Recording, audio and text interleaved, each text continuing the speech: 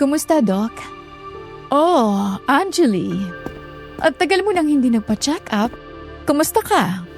Ayos naman. Busy lang sa mga events. Oh, anong okasyon ngayon kaya naisipan mo magpa-appointment ulit? Well, preparations. Alam mo na, para sa kasalang ex-boyfriend ko na kinasal na sa best friend ko. At anong gagawin mo doon, Angeli? Huwag mong sabihin tututulan mo ang kasal nila. Siyempre hindi. Alam mo naman, hindi naman kawalan si Alvin. Kung ganon, bakit kailangan mong magpa-adjust? Kinuha kasi ako bilang singer sa kasal nila Mayumi. Siyempre, dahil ayokong isipin na yung iba na affected ako sa kasal nila ni Alvin, hindi ako tumanggi. Aba, hindi pwedeng maapektuhan ang ego ko. Grabe yan, Angeli. Iba rin ang kapal na mukha ng best friend mo. Imagine, ikaw pa ang ginawa niyang singer sa kasal nila ng ex mo? Dalil mo yan sa akin at ako na ang magbabawas ng kapal na mukha niya. Alam mo, Doc, kung pinatulang ko lang ang babaeng yon, matagal na. Imaginein mo, siya ang sumbungan ko noon kung gaano kababaero si Alvin. Tapos aasawahin pala niya. Talagang nakakainis. Pero at least, hindi ako nag-asawa ng babaero. Tama ka, Angeli. Walang kawalan sa kanila. Para sa'yo, ipagpatuloy mo lang ang pagiging profesional sa karir mo bilang mag-aawit. At syempre, ipakita ang ibang klaseng ganda. Bingo! Ibig mong i-revenge in disguise ba ito? Pwede rin. Every angle, every curve, para maalala niya ang sinayang niya. Weaponized beauty pala ang target mo ngayon. Delikado. O sige, anong gusto mong i-adjust today, Angeli? Mga mata. Gusto ko mas matalas. Mas seductive tingnan. Sa pisngi, konting lift. Ang mga labi naman mas puno. Konting glow dito at doon. Sa katawan mo? Sa baywang, konting bawas pa. Balakang gawing mas malinaw ang kurba. Hindi sobra, sapat lang. Para maalala lang niya kung ano ang nawawala sa kanya ngayon. Grabe ka, Angeli. Mukhang nai-enjoy ka dito, no? Bakit hindi? Maiksi lang ang buhay para maging masyadong mabait at mapagkumbaba. Minsan, maganda ring ipakita sa mga nanloko sa atin kung gaano sila katanga na iniwan nila tayo. Harsh, pero effective.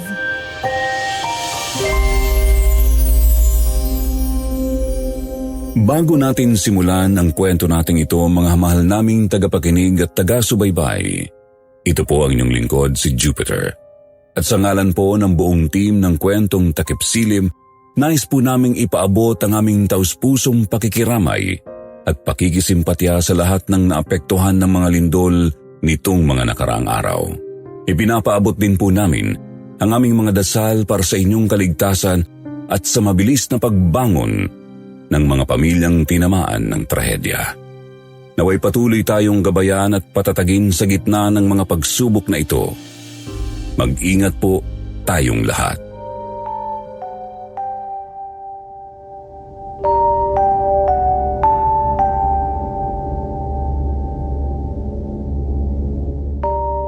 Magandang araw po, Miss Ligaya. Tawagin niyo na lang po ko sa pangalang Angeli. Hindi ko po kasi maaaring isiwalat ang aking tunay na pangalan dahil isa po kong OPM singer. Hindi naman po ko ganoon kasikat, pero masasabi kong maayos ang takbo ng aking career.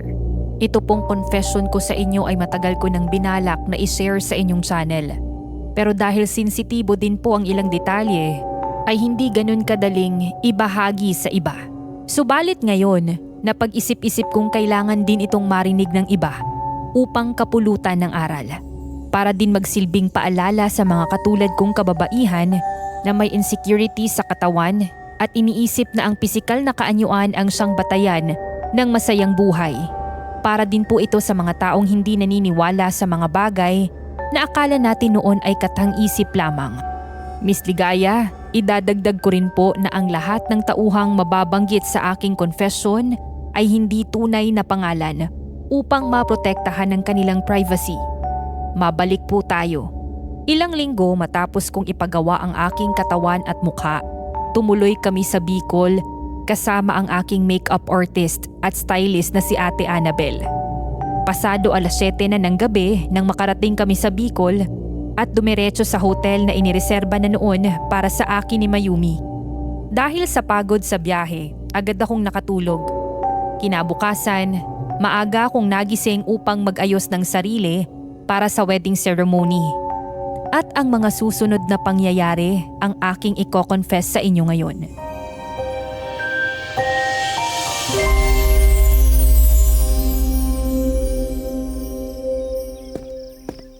Angeli, ayos ka lang ba? Oo naman ate. Bakit mo naman natanong? Mukha kang medyo tense. Parang ibang vibe mo ngayon. Totoo. Medyo. Nakakakaba nga. Alam mo na. Wedding. Ex-boyfriend ko pa. Kaya mo ba? Alam mo, maiintindihan ka naman ng manager mo kung uurong ka dito, Iha. Ano ka ba ate Annabel? Kaya ko to no. Wala na sa akin yung ex ko na yan. Wala na akong pakialam sa kanya. Tsaka ang mahal-mahal lang nagastos ko para lang gumanda. Tapos uurungan ko to? No way. Alam mo, hindi lang ang itsura ang importante, Angeli. Alam ko ate. Pero minsan, parang kailangan kong ipakita na kaya ko ring maging unforgettable. O sige, Iha, kung yan ang gusto mo. Alam mo naman na lagi lang kaming nakasuporta sa'yo. Thank you ate Annabel. The best ka talaga. Oo naman. Basta't ang bilin ko lang, huwag mong masyadong pilitin ang sarili mo. Pagpagod ka nang makipagsabayan sa kanila, tawagan mo lang ako. Ako ang bahala. Promise ate. Salamat talaga. Okay, sige. Tara na. Tuloy na natin ang preparations mo. Sige ate. Ready na ako.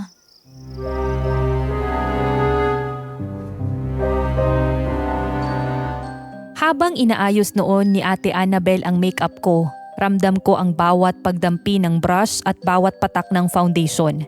Tahimik lang kami, pero pakiramdam ko, alam niya na hindi yun basta-bastang wedding preparation para sa akin. Habang tinitiyak niyang perpekto ang bawat contour at highlight, pumalik sa isip ko ang mga kwento ni Mayumi noong high school.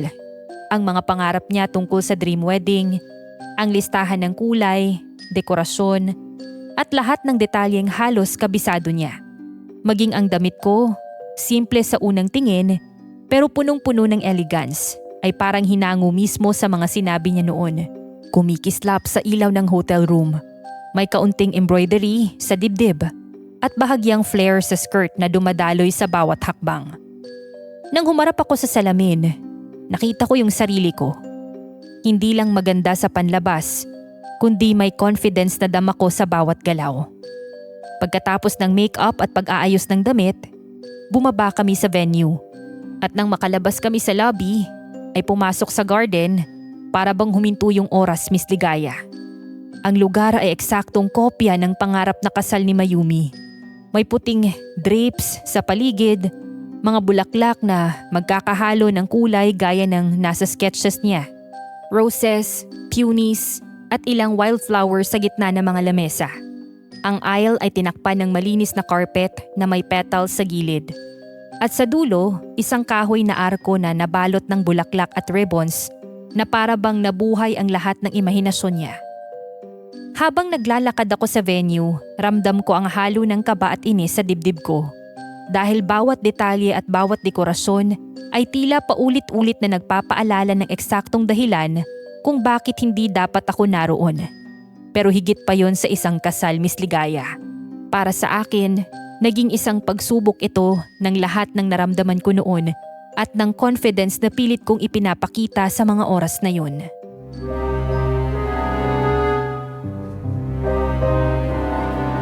Ladies and gentlemen, the bride and groom. Angeli, in fairness, ang ganda ng venue. Mayaman pa si Alvin. Hindi ba dati ikaw nagpapagas ng kotse no? Oo ate. Mayaman yung lalaking yon.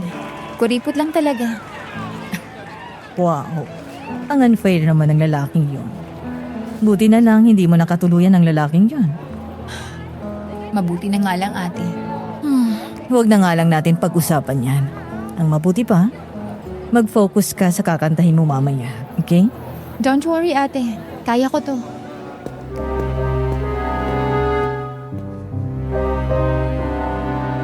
Lumayo na noon sa akin si Ate Annabel kaya naghanda na ako at umakyat sa maliit na entablado. Habang nakatayo ako sa harap ng mikropono, kumakaba ang puso ko sa bawat nota ng kanta. Lalo na nang makita ko si Mayumi na dahan-dahang lumalapit sa altar kung saan naghihintay si Alvin. Hindi yun selos, Miss Ligaya. Alam ko sa sarili ko na mga oras na yon na isa yung inggit na hindi ko matakasan at hindi ko kayang itago sa sarili ko. Bakit kayang ibigay kay Mayumi ang dream wedding na dati niyang pinapangarap noong high school pa lang kami? Samantalang sa panahon naming dalawa ni Alvin, puro pasakit, puro luha, puro pangungulila at mga tanong na walang sagot lang ang natanggap ko. Habang inaawit ko ang bawat linya, nakikita ko sa gilid ng mata ko ang bride, si Mayumi. Nakaputing gown, likas na maganda, sexy at makinis ang balat na para bang nasalo niya lahat ng kagandahan sa mundo. Hindi ko mapigilang ikumpara ang sarili ko sa kanya, Miss Ligaya. Alam kong hindi ako pangit, pero hindi din ako ganun kaganda. Hindi sa ganoong paraan, hindi sa ganoong pagkakataon, at lalo na kung hindi ako nagparitoke. Habang tumutugtog ang banda at unti-unti kong napupuno ng boses ko ang venue, ramdam ko ang halo ng saya sa paligid at ang maliit na kirot sa dibdib ko. Ang saya mula sa mga bisita, sa mga mata ni Alvin, at ang kirot na alam kong hindi ko pwedeng ipakita. Lahat ng paghahanda at effort ko, para bang ipinapakita ko sa mundo na kaya kong tumayo sa harap nila. Kaya ko maging confident sa kabila ng lahat ng sakit. Kaya naman nang matapos ang mismong seremonya ng kasal, lumapit ako sa kanilang dalawa para bumati.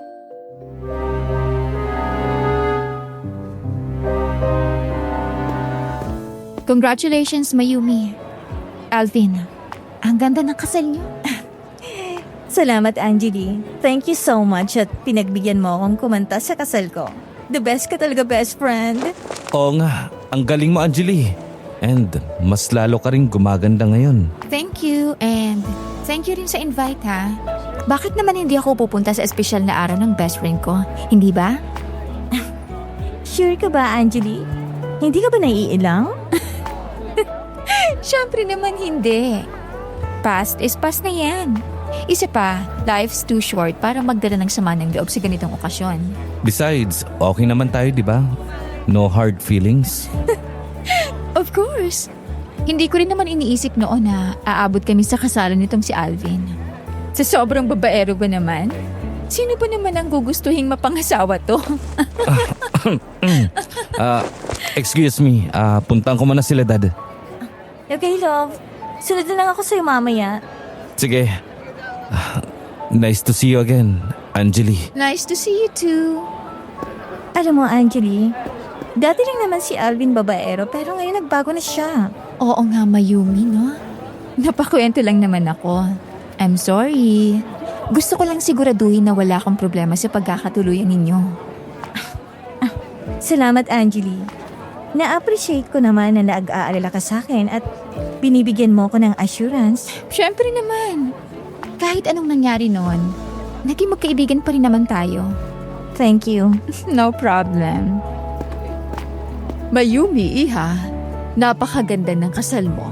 Doc Janet, anong ginagawa mo rito?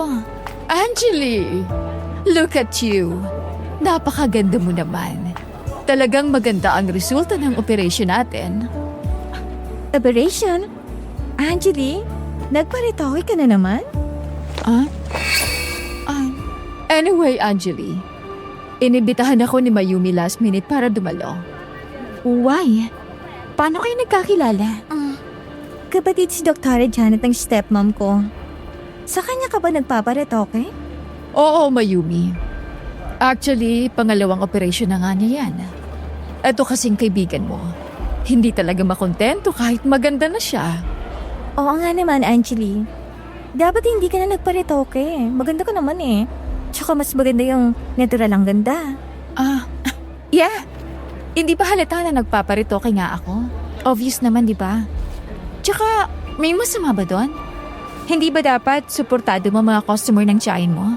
Di ba nga, Dr. Janet? Oh, oo naman. See? Kaya don't worry, Mayumi. Hindi naman sa ayaw ko ng natural beauty. Pero minsan kailangan din sa lipunan natin ang katulad ko. Dahil kung hindi, palagay mo, afford kaya ni Dr. Janet ang rush ticket pa uwi ng Bicol? Don't get me wrong ha. Kasi diba nung high school pa tayo, mahirap lang tayo.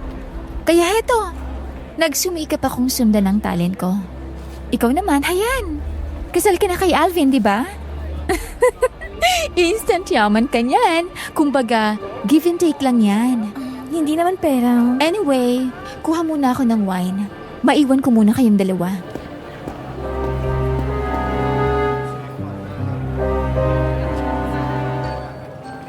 Taas noo akong tumalikod noon sa nakasimangot na mukha nilang dalawa. Pero sa loob-loob ko, ramdam na ramdam ko ang sakit. Si Dr. Janet na inakala kong makakaunawa sa babaeng katulad ko, lalo na sa mga bagay na alam kong pareho lang naman kami, ay sa papalang susubok na lokohin at ipahiya ako ng walang pakundangan. Alam ko po, Miss Ligaya, na marami ang hindi nakakatanggap sa pananaw ko tungkol sa sarili ko. Pero hindi ibig sabihin nun na may karapatan silang hamakin o ako'y ipahiya. Lalo na siya na kumakapit din naman sa plastic surgery. Nauunawaan ko naman ang rason niya nung araw na yon. Ang pamangkin lang naman niya ang ikinasal sa isang mayamang lalaki. Kaya malamang gusto niyang magmukhang karespe-respeto at kaaya-aya sa mata ni Mayumi. Pero sa kabila ng lahat, hindi pa rin mabubura ang katotohanan na abusado siya at mukhang pera. Kaya nang makalayo ako, agad kong hinanap si Ate Annabel.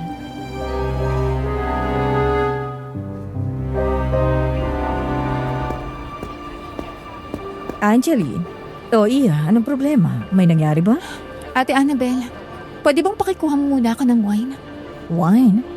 Kanina ka pang umiinom. Please, kailangan ko lang. Okay, sige. Sandali lang. Kukuha ako. Thank you.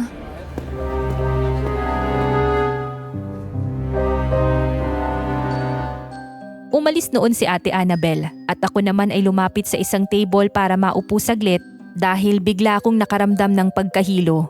Pero kahit hindi pa man maayos ang pakiramdam ko, dinig na dinig ko ang malagong na boses ng isang pamilyar na lalaki mula sa di kalayuan. Miss Ligaya, nang pilit kong itunghay ang nanlalabo kong mata at pagmasdan ang mga figura sa aking unahan, nakita ko si Mr. Larry, ang ama ni Alvin. Ang lalaking naging rason kung bakit nagkaroon ako ng napakaraming insecurities sa katawan. Habang pinagmamasdan ko sila, hindi ko maiwasang maramdaman ang kakaibang kirot. Dahil ang parehong tao na halos hindi man lang nagpakita ng init o kahit simpleng pagkilala nung ipinakilala ako ni Alvin noon, ay ganito ngayon sa babaeng pinakasala ng anak niya. Parang lahat ng init at pagpapahalaga na matagal kong hinintay ay ibinuhos niya sa ibang tao. Sa babaeng minsan ay best friend ko lang. Habang tinitignan ko sila, ramdam ko ang halo ng sorpresa, inis at maliit na kirot sa dibdib. At pakiramdam ko ay parang isang tahimik na betrayal sa aking nakaraan. Sa lahat ng panahong naghintay ako ng kahit simpleng pagkilala mula sa pamilya ni Alvin. Pero pinilit kong huminga at pinilit kong panatilihin ang aking composure, Miss Ligaya.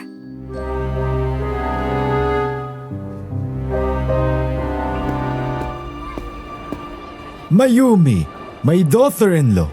Ikaw talaga ang swerte sa buhay ng anak ko. Salamat sa iyo. Dahil sa iyo tumino si Alvin. Nako, Dad. Akala ko nga po mahihirapan ako ng gusto dito sa anak niyo eh. Mabuti na lang talaga tumino itong si Alvin. Kamahal-mahal ka naman kasi, Mayumi. Look here, Dad. Ang kagaya niyong babae, alam mong hindi dapat pinagtataksilan. Ang dapat, minamahal lang. Totoo. Natural na ang ganda naman talaga nitong si Mayumi. Aba, napakaswerte mo anak na siya ang napangasawa mo. Ang mga babae pa naman ngayon, kadalasan ay puro retokada na. It's true, Dad. Kaya ikaw, mahal, huwag kang magpapagawa, ha? Para Diyosa ka sa paningin ko. Naku naman, ang bola ka pa. Huwag ka mag-alala. Kontento naman ako sa kung ano ko. Hindi ko na kailangan ng mga retoke na yan. Totoo. Anyway, maiwan ko muna kayo. Aasikasuhin ko muna ang ibang mga bisita. Anjali, etong wine. Thanks, ate. Ano ba talagang nangyayari? Inaway ka ba ng mga yan? Actually, ate, hindi ko alam eh. Naiinis ako sa mga sinasabi nila. Sa mga nangyayari sa buhay ni Mayumi na parang ang swerte-swerte niya dahil meron siyang natural na ganda na tanggap ng lahat. Ano ka ba naman, Anjali? Bakit hindi naman ako gaganda, ate? Ang laki-laki na ng nagastos ko para sa mukha ko. Hindi naman dahil lang sa panlabas na kanyuan yan, Anjali. Kumpara sa lahat ng mga nahandle kong artista at singer, sa'yo lang ako nagtagal dahil mabait ka at mabuti. Yun ang dahilan kaya marami rin ang natutuwa sa'yo. Nakikita nilang pagiging genuine mo sa lahat ng baga. Genuine? Heto nga ako sa kasal ng ex ko at best friend ko. Nagkukunwaring hindi affected. Bakit? Gusto mo pa ba si Alvin? Hindi no.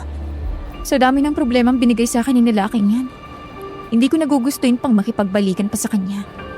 Kahit pa nagbago na siya, maaalala at maaalala ko pa rin lahat ng ginawa niya sa akin noon. Yun naman pala eh. Bakit kailangan po ang magkunwari sa kanila? Kung wala na palang epekto sa yung lalaki na yan. Hindi ko alam, ate. Siguro dahil tao rin naman ako. Oo, hindi ako maganda kagaya ni Mayumi nung kami pa. Pero bakit hindi ako naging deserving na itrato ng tama ng isang lalaki? At kahit na ng ibang tao, bakit hindi siya pwedeng maging matino para sa akin? Nagtatanong ka, Anjali. Pero alam ko, may umiikot na sagot dyan sa utak mo. Hindi ko lang mapigilang isipin na sa mukha talaga nakabase kung deserving ka sa maraming bagay na makabubuti para sa'yo. Pag maganda ka, nakakapanghinayang saktan. Pero kung pangit o hindi ganong kagandahan, kahit anong buti mong tao, hindi ka panghihinayangan. Na parang walang rason para ingatan kanilang hindi mawala. Maling pananaw naman yan, Iya. Alam mo kasi, mapait ang buhay. Pero kung hahanapin mo ay validation mula sa maling tao, iisipin mo nga na may kulang o mali sa'yo. Pero pag nakilala mo ng taong totoo at nababagay para sa'yo, hindi dahil nagagandaan siya sa'yo, kundi totoo ang nararamdaman niya, hindi mo na yan itatanong sa sarili mo. Mangyari naman kaya yan, ate. Ay, nauubusan na ako ng pag-asa. Ang mabuti pa, ipahinga mo na muna yan, Anjali. Maiintindihan naman ng mga bisita kung aakyat ka na sa hotel. Alam naman nila kung gaano kaabala ang katulad mo. Siguro nga, ate. Sige, ate. Mauna ka na sa taas. Susunod na lang ako. Dadaan muna ako sa garden. Isa pa yan, Anjali. Dapat tigilan mo na rin ang paninigarilyo mo. Hindi maganda yan sa kalusugan mo. Huwag ka mag-alala, ate. Binabawasan ko na araw-araw. Promise. Ngayon nga, isang stick lang eh. Pampakalma lang. Okay, sige. Umakyat ka na pagkatapos niyan. Ipaghahanda kita ng pampaligo sa hotel para makapag-relax ka ng mabuti. Thank you, ate. The best ka talaga.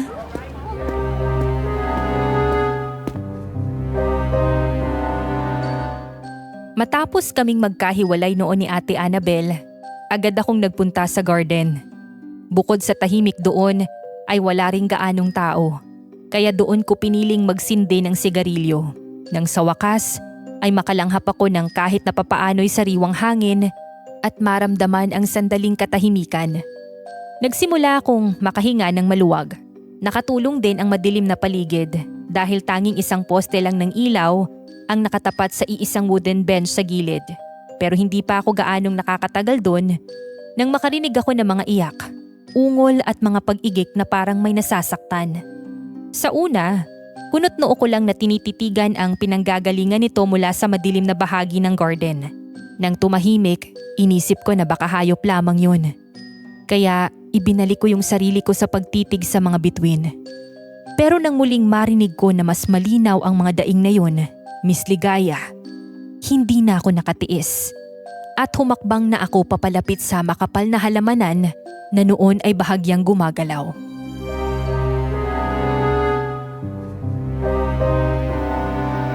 Excuse me. May tao ba dyan? Hello, may tao ba dyan? Ay, ano ba yan? Siguro dapat ko na talagang tigilan ng paninigarilyo. Nag-halusinate na yata ako eh. Makabalik na nga lang sa hotel. Oh, Anjali. Nandiyan ka pala. Oo. Sorry. Medyo antok na kasi ako eh. Nagyoyosi lang. Anong ginagawa mo pala dyan sa likuran ng halaman? Yun ba? Wala naman. Magsisigarilyo din sana ako. Kasi, ayun, bigla akong nakaramdam ng ihiin. Sorry hindi na ako nakatakbo pa sa banyo. It's okay. Sorry din Anyway, akit na ako. Wait. Bakit? Wala. Never mind. Sandali. Okay ka lang ba? Bakit? Parang may dagwang kamay mo. Ha?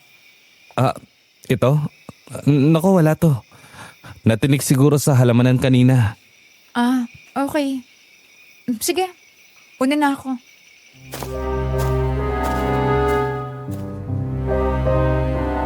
Bumalik ako noon sa hotel na naguguluhan kasi para bang biglang naiba ang Alvin na kilala ko, Miss Ligaya. Malayong malayo sa dating boyfriend ko. Nawala ang yabang at matalim niyang mga mata. At sa halip ay napalitan ng takot at lungkot na hindi ko alam kung guni-guni ko lang ba noon o may kakaiba talaga. Basta ang natatandaan ko, hindi ako mapalagay nung gabing yun. Pagdating ko sa kwarto, agad kong hinubad ang suot kong dress at nagtungo sa banyo. Gaya ng sabi ni Ate Annabel, puno na ng tubig ang bathtub kaya humiga agad ako doon. Ipinikit ang mga mata at inulit-ulit sa isip ko lahat ng nangyari. Pero bigla akong napaangat mula sa pagkakahiga nang maramdaman ko ang matinding sakit sa likod. Nilingon ko pa ang paligid ng bathtub kung may matalimbang bagay na nakasakit sa akin. Pero wala naman akong nakita. Na makasigurado, muli kong dinikit ang likod ko sa malamig na porselana at doon ako napadaing sa sakit. Kaya kinapa ko yun at lalo akong napaungol nang maramdaman ko ang masakit na bahagi. Sa pagtataka, agad akong bumangon mula sa tubig. Kinuha ang tuwalya sa gilid at akmang haharap na sana sa salamin. Ngunit biglang bumukas ang pintuan at bumungad ang nanlalaking mga matang titig ni Ate Annabel.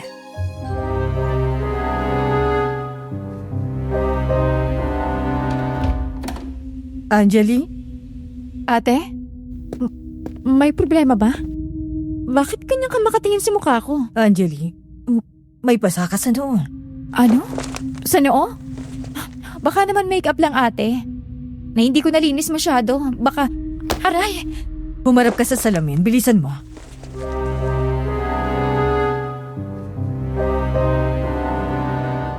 Agad akong humarap noon sa salamin, Miss Ligaya. At nang makita ko ang sarili ko, para akong binagsakan ng langit at lupa. Kitang-kita sa aking noo ang isang maitim na bilog na parang pasa. Pero mas kakaiba dahil itim na itim. Nang huli ko itong hawakan, napadaing ako sa sakit. At bigla kong naisip ang aking likod. Kahit nandoon si Ate Annabel, binitawan ko ang tuwalyang nakabalot sa katawan ko at tumalikod sa salamin. At doon ko nakita ang mas malalaking mga bilog, mas marami at mas masakit pa. Napaiyak na lang ako noon.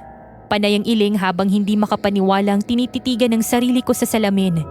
At si Ate Annabel naman ay agad na lumapit para patahanin at pakalmahin ako. Bigla kong naalala si Dr. Janet, kaya nagmadali akong nagsuot ng robe.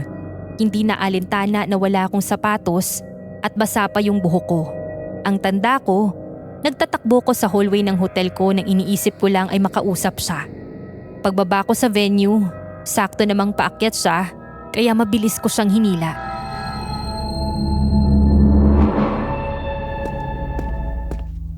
Oh, anong nangyayari sa'yo, Anjali? Bakit lumabas ka ng ganyan ng itsura? Gusto mo ba mag-eskandalo dito? Anong ginawa mo sa akin?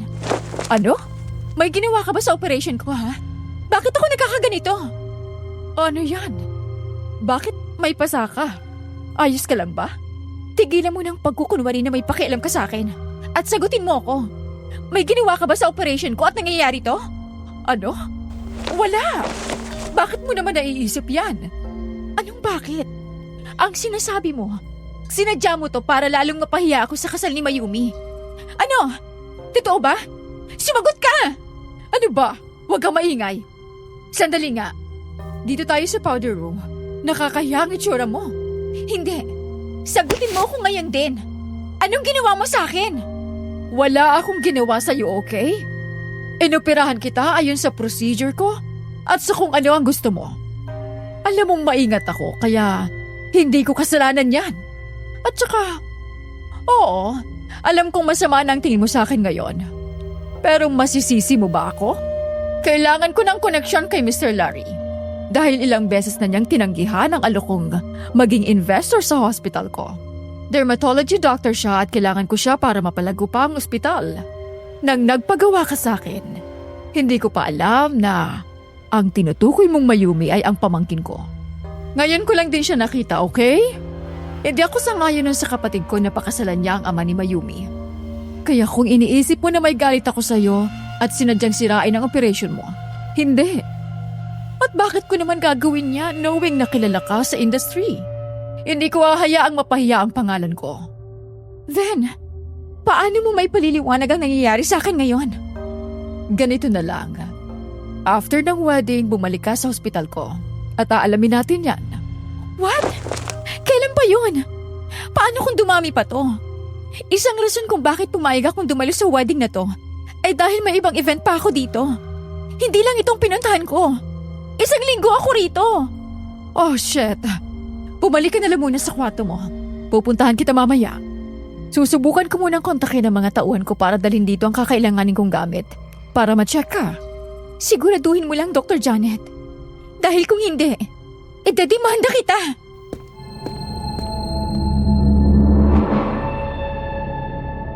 Pigil hininga akong tumalikod kay Dr. Janet noon. Pinilipit ang sarili kong huwag siyang saktan. Pero hindi pa nagtatagal ay nakarinig ako ng mga sigawan. Mula sa ilang baitang napaakyat ako. Lumingon ako pabalik sa venue at napahawak sa handle ng hagdan nang makita ko si Alvin. Hila-hila ang dalawang caterer na kapwa duguan at wala ng buhay. Pagkatapos ay tumingin siya sa akin na para bang may gustong iparating. At Miss Ligaya, ramdam ko sa mga titig niya na yun na gusto na niyang umiyak. Kita ko rin ang sunod-sunod niyang paglunok ng laway na para bang pinipigilan niya ang kaba sa dibdib niya. At matapos noon, nang alisin na niya ang tingin sa akin, bigla na lamang siyang sumigaw ng malakas.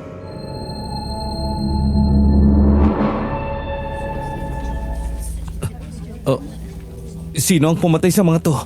Mahal, anong ginagawa mo? Anak, anong ginagawa mo? Bakit may dala kang patay? Anong nangyari dito? Pumunta ako sa garden at humingi sila ng tulong. Kaya hinila ko sila dito. Pero papasok pa lang ako. Nawala na sila ng hininga. Ano? Alvin? Oh my God! Okay ka lang ba, mahal? Oh God! Naabutan mo ba kung sinong gumawa nito? Hindi. Nakatakbo na siya nung dumating ako. Sandali! Nasisiraan ka na ba ng ulo, Alvin? Bakit hinila mo pa sila dito imbes na humingi ka ng tulong? Dad, nagpanik lang ako. Hindi ko alam ang gagawin ko eh. Oh Diyos ko, anong gagawin natin ngayon? Sandali. Tatawag ako ng pulis. Wag po! Hindi! Bakit hindi? May patay. Kailangan imbestigahan ito. Wala ka bang utak? Pag tumawag ka ng pulis, malamang kami ang sisisihin nila. Pero, anong gusto niyong gawin? Wala namang ibang paraan dito kundi tawagin ng pulis. Ang dami ng bisita, oh.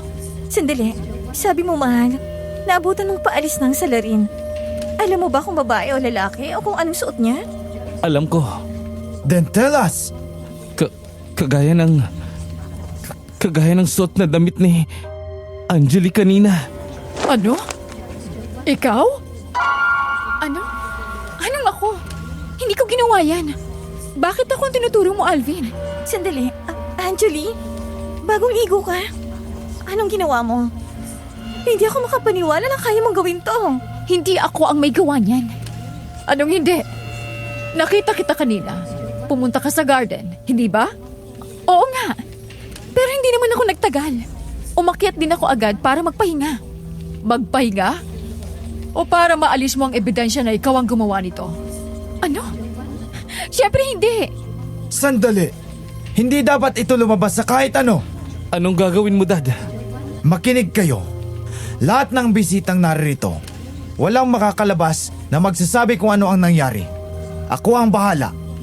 Tatawag ako ng pulis na pwedeng alamin ang nangyari ng pribado. Kilala ninyo ako, hindi ba? Hindi ko papayagan na may magtaksil sa akin. Ngayon, umalis kayo rito ng tahimik. Umuwi kayo sa kanya-kanyang tahanan at kumilos kayo na parang walang nangyari. Kung may marinig akong lumabas na kahit katiting na balita tungkol dito, alam nyo na wala kayo makukuhang awa sa akin. Marami akong paraan para malaman kung sino ang nagsalita. Naiintindihan nyo ba?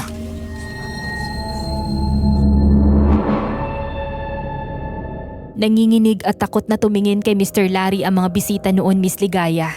Palibhasa't gabi na at ang naiwan na lamang ay ilang lalaking kasama ang kanilang mga asawa. Wala nang mga kabataan o dalagang naroroon na nagbigay sa buong venue ng kakaibang katahimikan. Sa lakas ng mga sigaw ni Mr. Larry, kitang-kita ko kung paano sila natakot. Isa-isa silang nagsilabasan mula sa venue. Tila nagmamadali at halos nag-ugat sa takot. Hanggang sa kaming 5 na lamang ang natira. Bawat isa ay nanginginig at pilit inaayos ang sarili. At saktong pagkatapos mawala ng lahat ng mga bisita, rinig na rinig sa katahimikan ng hall ang mabilis at mabibigat na yabag ni Ate Annabel, papalapit sa amin. Ang bawat hakbang niya ay parang hampas sa katahimikan at ramdam mo ang tensyon na unti-unting lumalawak sa paligid.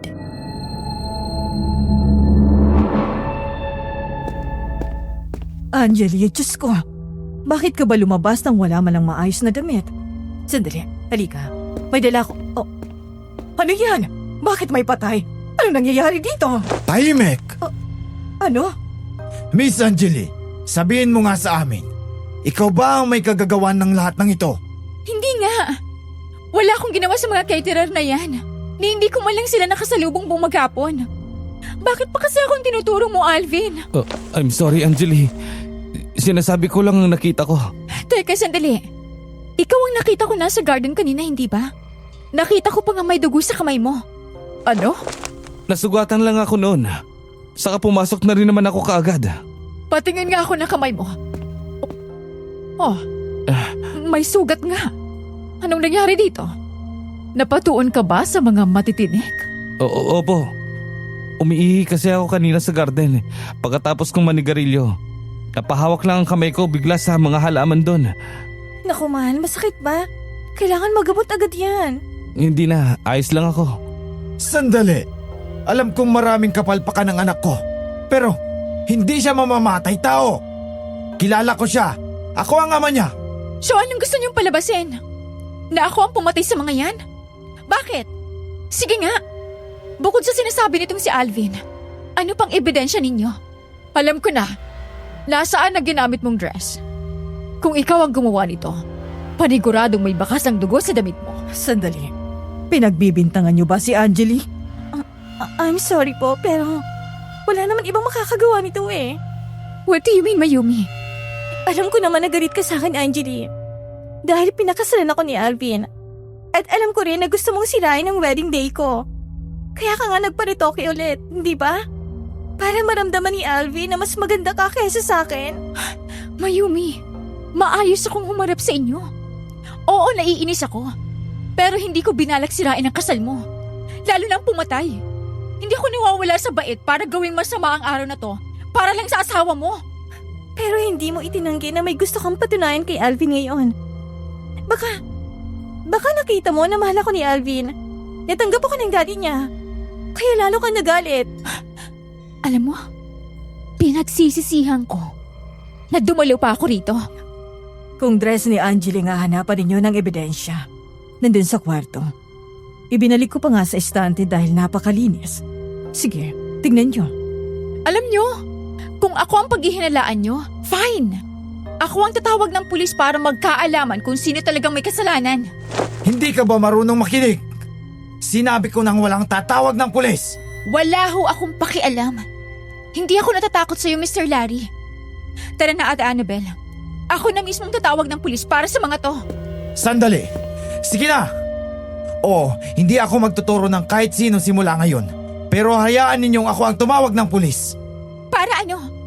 Para mamanipula mo ang investigasyon? Hindi na, Mr. Larry. Mukhang pinoprotektahan mo lang ang anak mo. Mas tama kung ako ang tatawag ng pulis.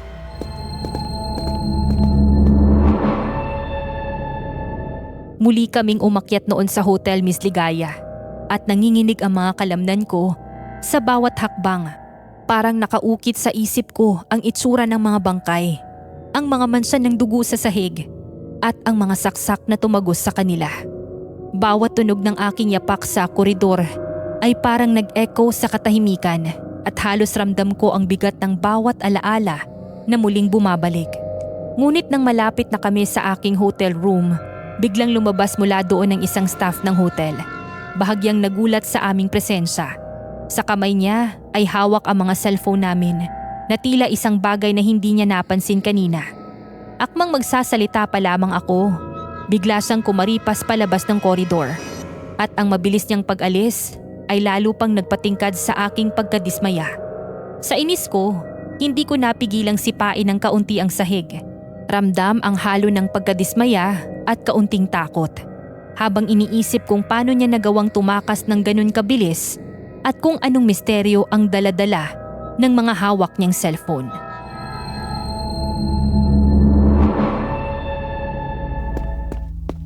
Ano yun?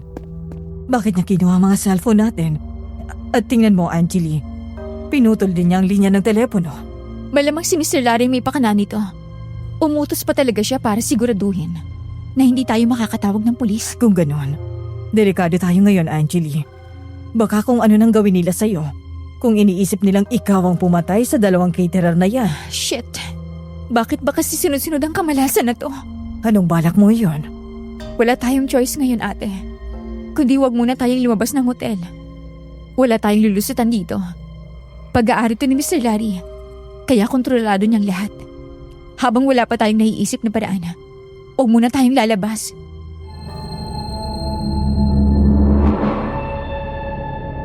Napasabunot na lang ako sa sobrang frustration ng mga oras na yun, Miss Ligaya. Dahil para bang lalo lamang pinatunayan sa akin ng mundo kung gaano ito kahindi patas pagdating sa akin. At kahit wala naman akong kasalanan, wala akong nagawa kundi ang magtago sa kwarto sa takot na baka saktan nga niya kami. Lalo na't mukhang wala na sa katinuan si Alvin. Maging ang kanyang ama na ang iniisip lang ay ang imahe ng kanilang pangalan. Lumipas ang oras at nakatulugan ko na lang ang bigat ng pag-iisip.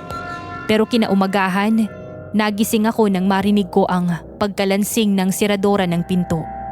Dahil nakatulog ako sa sofa, alam na alam ko ang nangyayari.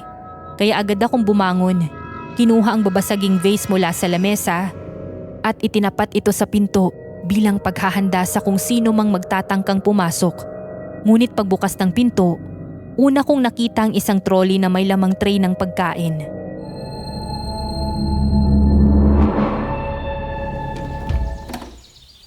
Mayumi, Dinalan kita ng almusal.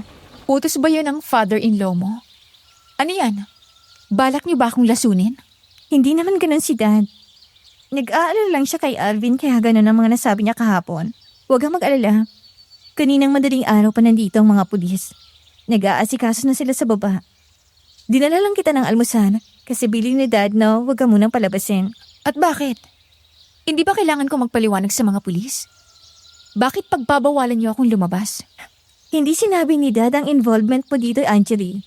At bakit naman niya gagawin yun? Dahil nag-aalala ako sa'yo. Ha? Alam ko mapapahama ka pag nadiin ka rito. Masisirang karira mo. Kaya nakiusap ako kay Dad na huwag ka nang idamay. At sino naman ang maniniwala sa mga kadramahan niyo? Ha, Mayumi? Akala mo ba hindi ko alam? Na sa likod ng maamo mo mukha ay puro kademonyohan? Alam kong galit ka sa akin dahil sa mga sinabi ko kagabi. Pero hindi mo naman maaalis sa akin yon. Lalo na sa nalaman ko kay Tita Janet. Pero naisip ko rin na kilala na kita. Mga bata pa lang tayo. Alam ko na mabait ka at hindi mo kayang manakit ng tao. Hindi naman talaga. Ikaw ang may specialty na nun.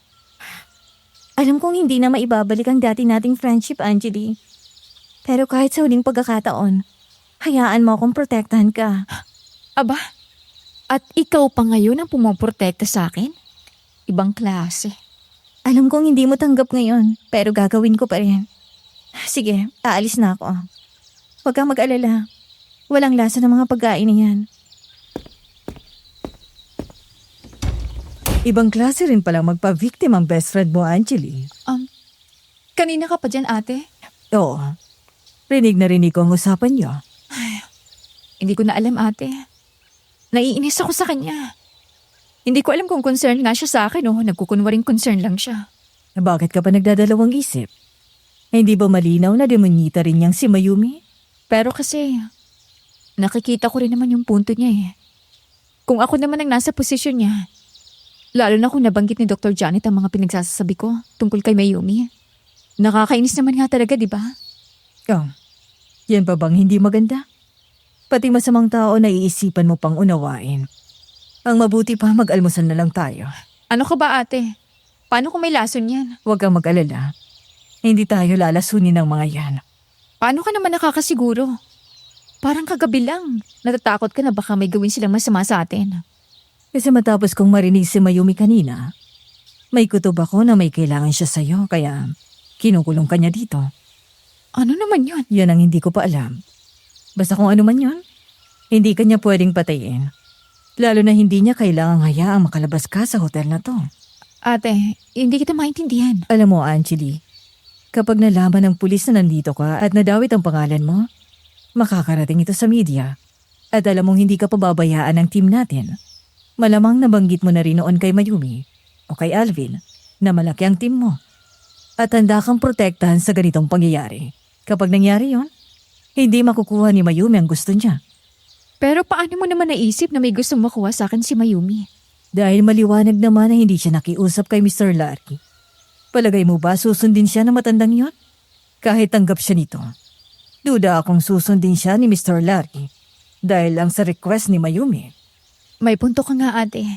Ibig sabihin, siya ang may kagustuhang hindi ako makalabas dito? At hindi rin totoo na may mga pulis sa baba. Kung meron, hindi makakapigil kay Mr. Larry at kay Alvin na ituro ka. E di sana kanina pa tayo pinuntahan ng mga pulis. Kung ano man ang nangyayari sa hotel na to, yun ang kailangan nating malaman.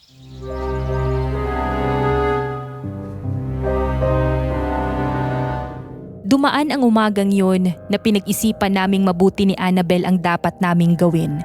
At matapos ang halos kalahating oras ng pagdidesisyon, nakabuo rin kami ng paraan. Kaya agad akong naghanda. Lumabas ng hotel room at hinanap si Dr. Janet. Dahil hindi naman kalakihan yung hotel, agad ko siyang natagpuan sa lobby. Tahimik na hinihilot ang sentido habang umiinom ng alak. Inilibot ko na muna ang paningin sa paligid at wala naman akong nakitang ibang tao. Kahit paramdam kong may mga gwardyang nagbabantay sa labas. Sarado kasi ang entrance at maging ang mga bintana ay natatakpan na makakapal na kurtina. Nang masigurado kong walang makakapansin sa akin, mabilis akong lumakad papunta sa hindi mapakaling si Dr. Janet.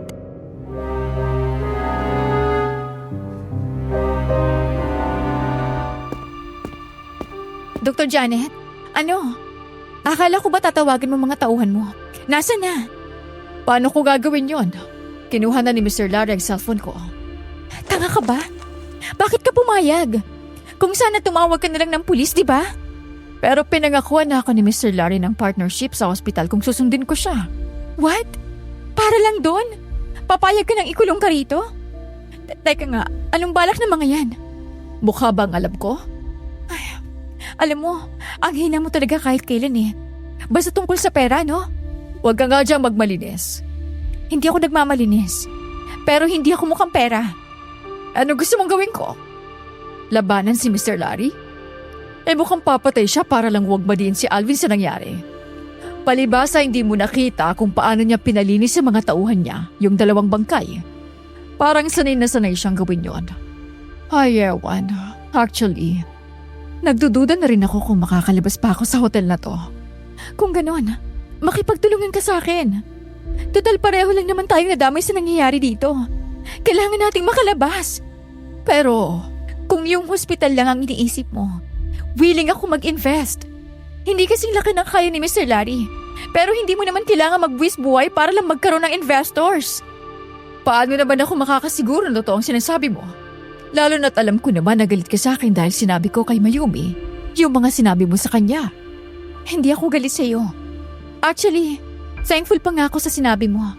Para naman lalo ako makonvince na santa-santita ang Mayumi na yon. Dahil sa ginawa mo, lalo ko lang napatunayan kung gaano siya kagaling magpa-victim. Sigurado ka ba? Oo nga. Basta kailangan muna nating malaman kung saan dinala ni Mr. Larry ang cellphone natin. O kung saan man tayo pwede makahanap ng paraan para makatawag ng pulis. Anjali, mabuti naman at nandito ka pa pala. Talaga? Hindi niyo ho alam? Akala ko ba nag-request sa'yo si Mayumi na wag akong paalisin dito? Request? Wala naman nangyaring ganyan. At bakit naman kailangan mag-aksaya ang daughter-in-law ko para sa katulad mo? Yun naman pala eh. Then bakit hindi mo buksan ang pinto? At na makalabas na nga ako rito? Hindi ganun kadali yun, Anjali. May kailangan muna akong tapusin dito. Ha? Hindi pa tapos ang kaso sa pagkamatay ng dalawang caterer. Hanggat hindi ko nalalaman kung sino ang may gawa, hindi ka pwedeng umalis. Sinabi nang wala nga akong kinalaman dyan eh. Ganito na lang. Kung wala kang ang kinalaman sa nangyari, bakit hindi mo ako tulungan hanapin ang salarin? At bakit ko naman ho gagawin yun? Nasaan ang mga pulis na kilala mo? Bakit hindi sila ang paggawain mo niyan? Napag-isip-isip ko, mas mabuti kung ako mismo ang lulutas nito. Ang sabihin mo, Mr. Larry, kahit ikaw, naniniwala ka na si Alvin ang may kasalanan. Sa ebidensya at sa kilos ng anak mo, alam mong guilty siya. At hindi naman talaga ako. Sabihin na nating oo. Siya nga ang itinuturo ng ebidensya. Pero kilala ko ang anak ko. Hindi niya kayang gawin yon. Kilala ko rin ang sarili ko, Mr. Larry. Kung mamamatay tao ako, una ko nang pinatay ang anak niyo sa sobrang paghihirap na dinanas ko sa kanya. Masyado kang matapang. At masyado ka naman mayabang para isipin na tutulungan kita sa kabaliwan mo. Anjali, Sige na, Doc. Sumunod ka na lang sa kwarto. Kailangan mong tinan itong mga pasako sa katawan ngayon. pero... Alangan namang dito ako magubad. Okay, sige, susunod ako. Mabuti.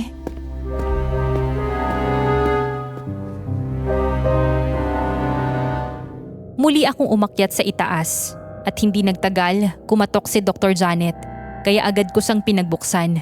Pagpasok pa lang niya, ramdam ko ang kaunting kaba sa kanyang mga mata.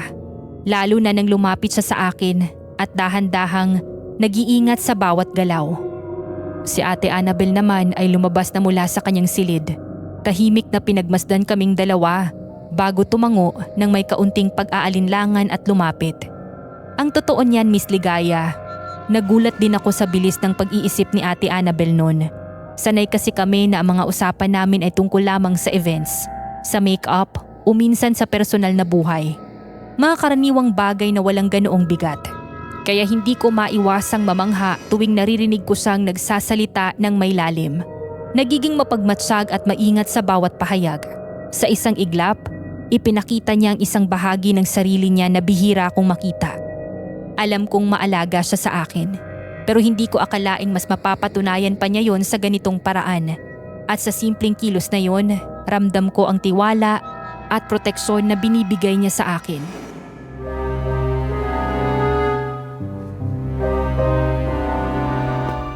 Ang mabuti pa, i-check up mo, Dr. Janet, si Anjali.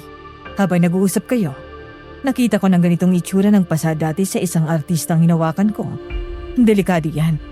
Ayoko mapahamak si Anjali dahil naging pabaya ka. Ano? Bakit, ate? Anong nangyari sa artistang tinutukoy mo? Nagka-cancer siya sa balat. Matapos ang sunod-sunod na plastic surgery. Ayoko mangyari yan sa'yo, Anjali. Kaya dapat mapatingnan agad. Isabay natin yan sa nilulutas nating problema ngayon. Dahil ang alam ko, mabilis kumalat ang ganitong impeksyon sa katawan. Hindi ko alam kung anong nangyari pero maingat naman ako nung inoperahan ko siya. Then, bakit nangyayari to sa akin? Hindi ko alam. Pero tama si Annabel. Kung nagkakaroon nga ng side effects ang operation sa'yo, delikado to. Lalo na kung infection yan. Shit. Anong gagawin ko ngayon? Mas lalo kong kailangan makalabas dito. Habang tumatagal, lalo lang dadami itong mga pasako hanggat hindi nagagamot. Sige, tutulong ako sa paghahanap ng gadgets sa hotel. Susubukan kong magmatsyag kay Mr. Larry at kay Alvin.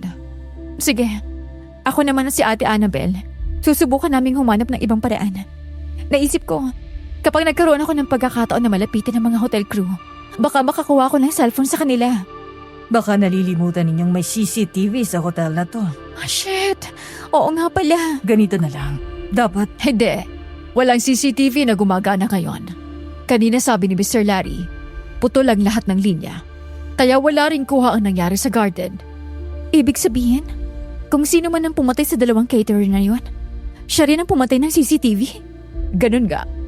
At sa last footage, lahat ng bisita ay nasa event hall, maliban sa inyong dalawa. Kay Alvin at ako. Ikaw? Oo, Bakit nasan ka nun? nasa pool area ako. Pero hindi ako nahagip ng CCTV doon dahil tumago ako sa may gilid. Bakit? Basta, Alam ko yan.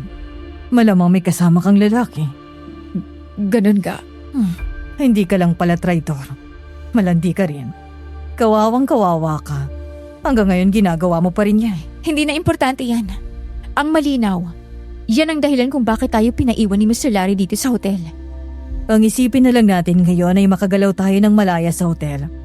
Dahil walang nagbabantay sa atin. Kailangan lang natin maging mailap sa mga hotel crew. Dahil paniguradong nasabihan na sila na bantayan tayo. Kailangan wala ring makaalam na binabalak natin. Nakakatakot ang mga security sa labas ng hotel. Mukhang may baril. At panigurado, pag nalaman ni Mr. Larry na may binabalak tayo, hindi siya magdadalawang isip na patayin tayo. Alam ko na. Inalok ako ni Mr. Larry na makipagtulungan sa kanya para mahanap ang salarin. Siguro kailangan kong tanggapin yon para magkaroon ako ng kalayaan na makauwi kahit sa ibang parte ng hotel. Mag-iingat ka lang, Angeli. Ang gagaya ni Mr. Larry ay hindi dapat pagkatiwalaan. Alam ko.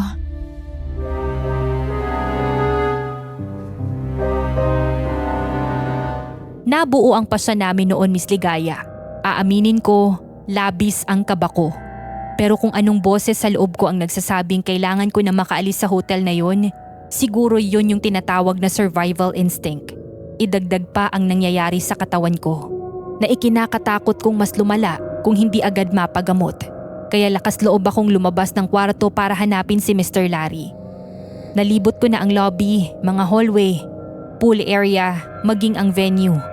Na kagulat-gulat, malinis na at walang bakas ng dugo mula sa mga bangkay. Ngunit hindi ko pa rin siya matagpuan. Wala rin akong nakakasalubong na hotel staff. Kaya't hindi ko alam kung saan dapat tumungo. Sa sobrang katahimikan ng modernong hotel na yon, para akong nag-iisa.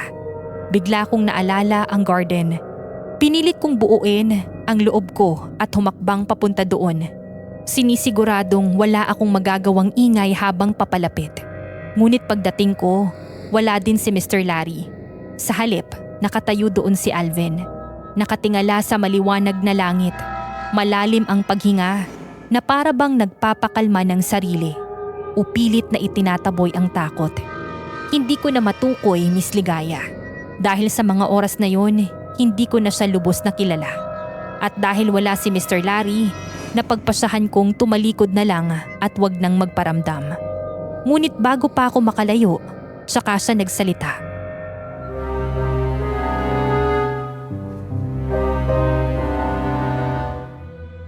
Alam kong nandiyan ka, Angeli. Ano? Paano? Nakikita kita sa refleksyon ng poste. Anong ginagawa mo dito? Wala. Sige, alis na ako. Natatakot ka ba sa akin? Bakit naman?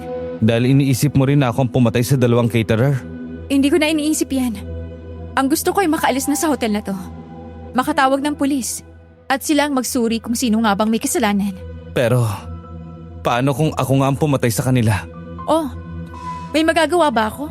Eh di makukulong ka. Wala na ba talaga akong halaga sa'yo, Angeli? Kahit konting pag-alala, wala na ba dyan sa puso mo? Seryoso ka ba? Pagkatapos ng lahat ng ginawa mo sa akin, iniisip mong may pakialam pa rin ako sa'yo? Narinig ko si Dr. Janet at Mayumi. Sinabi niya na kaya mo daw tinanggap ang alok ni Mayumi na kumanta sa kasal namin ay dahil gusto mong patunayan sa akin na hindi dapat kita iniwan. Ibig sabihin ba nun, umaasa ka na manghihinayang ako sa'yo? Nababalik ako sa'yo? Gusto kong manghinayang ka, oo. Pero ang bumalik ka sa akin, ni minsan, hindi ko malang inisip. Gusto kong patunayan sa'yo na hindi binabase sa ganda ng babae ang pagtrato sa amin ng tama.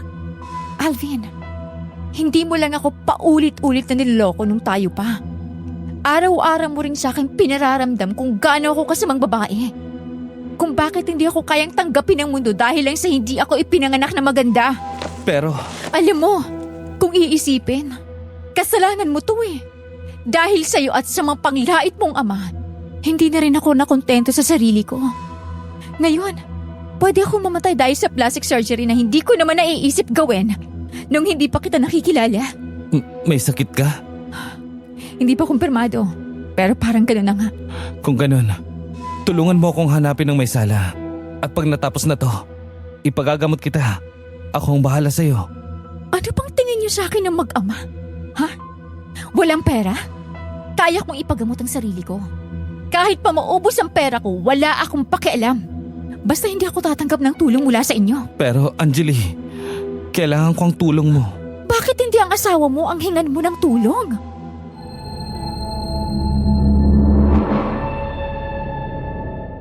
Natigilan siya sa sinabi ko, Miss Ligaya. Kita ko pang lumunok siya ng mariin at para bang ang mga mata niya ay tahimik na nakikiusap. Naglalaman ng halo ng pag-aalala at hindi masabi. Ngunit tinalikuran ko na lang siya at ipinagpatuloy ang paghahanap kay Mr. Larry. Ang hindi ko maintindihan noon ay kung bakit hindi ko matagpuan ang matanda.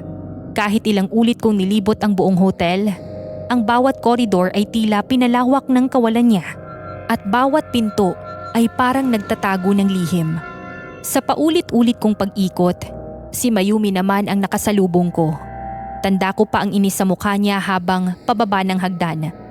Ang pulang satin na robe niya ay kumikintab sa liwanag ng chandelier at sa ilalim nun ay ang itim na bodysuit na lalo pang nagpapatingkad sa hubog ng kanyang katawan. Para bang bawat hakbang niya ay may sariling ritmo at bawat tingin ay may kasamang nakakaakit na tensyon. Gusto ko sanang tumalikod at bumaba na lang muli para hindi na kami magkasalubong, ngunit ayaw kong magmukhang ako yung umiiwas. Ayokong maipakita ang kalooban ko na natatakot at nahihiya. Kaya't nilakasan ko ang loob ko, sinalubong ko ang tingin niya at nagpatuloy akong naglakad ng taas noo. Ramdam ang bahagyang panginginig sa aking mga kamay at ang tibok ng puso ko na tila nagpapabilis sa bawat hakbang.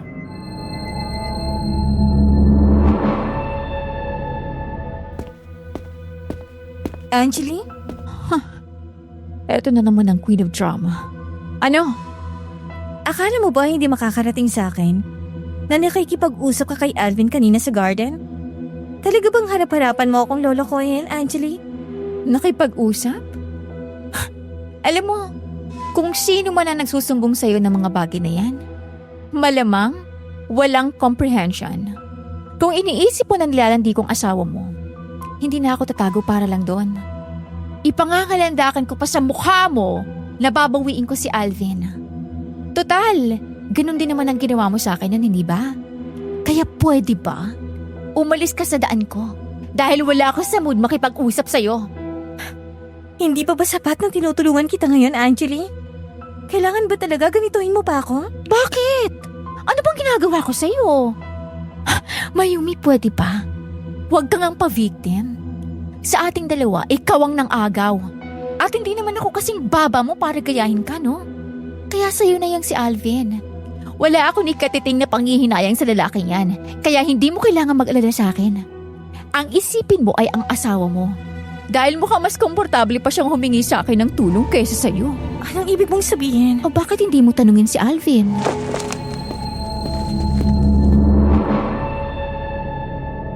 Nagpatuloy ako sa pag-akyat papunta sa aking kwarto. Pagpasok ko sa loob, agad kong nadatnan sila Dr. Janet at Ate Annabel. Parehang bakas ang pag-aalala sa kanilang mga mukha. Nakaupo si Dr. Janet sa sofa. Hawak-hawak ang isang baso ng alak. Samantalang si Ate Annabel naman ay nakatayo sa tabi. Halatang balisa at hindi mapakali sa kanyang kinatatayuan.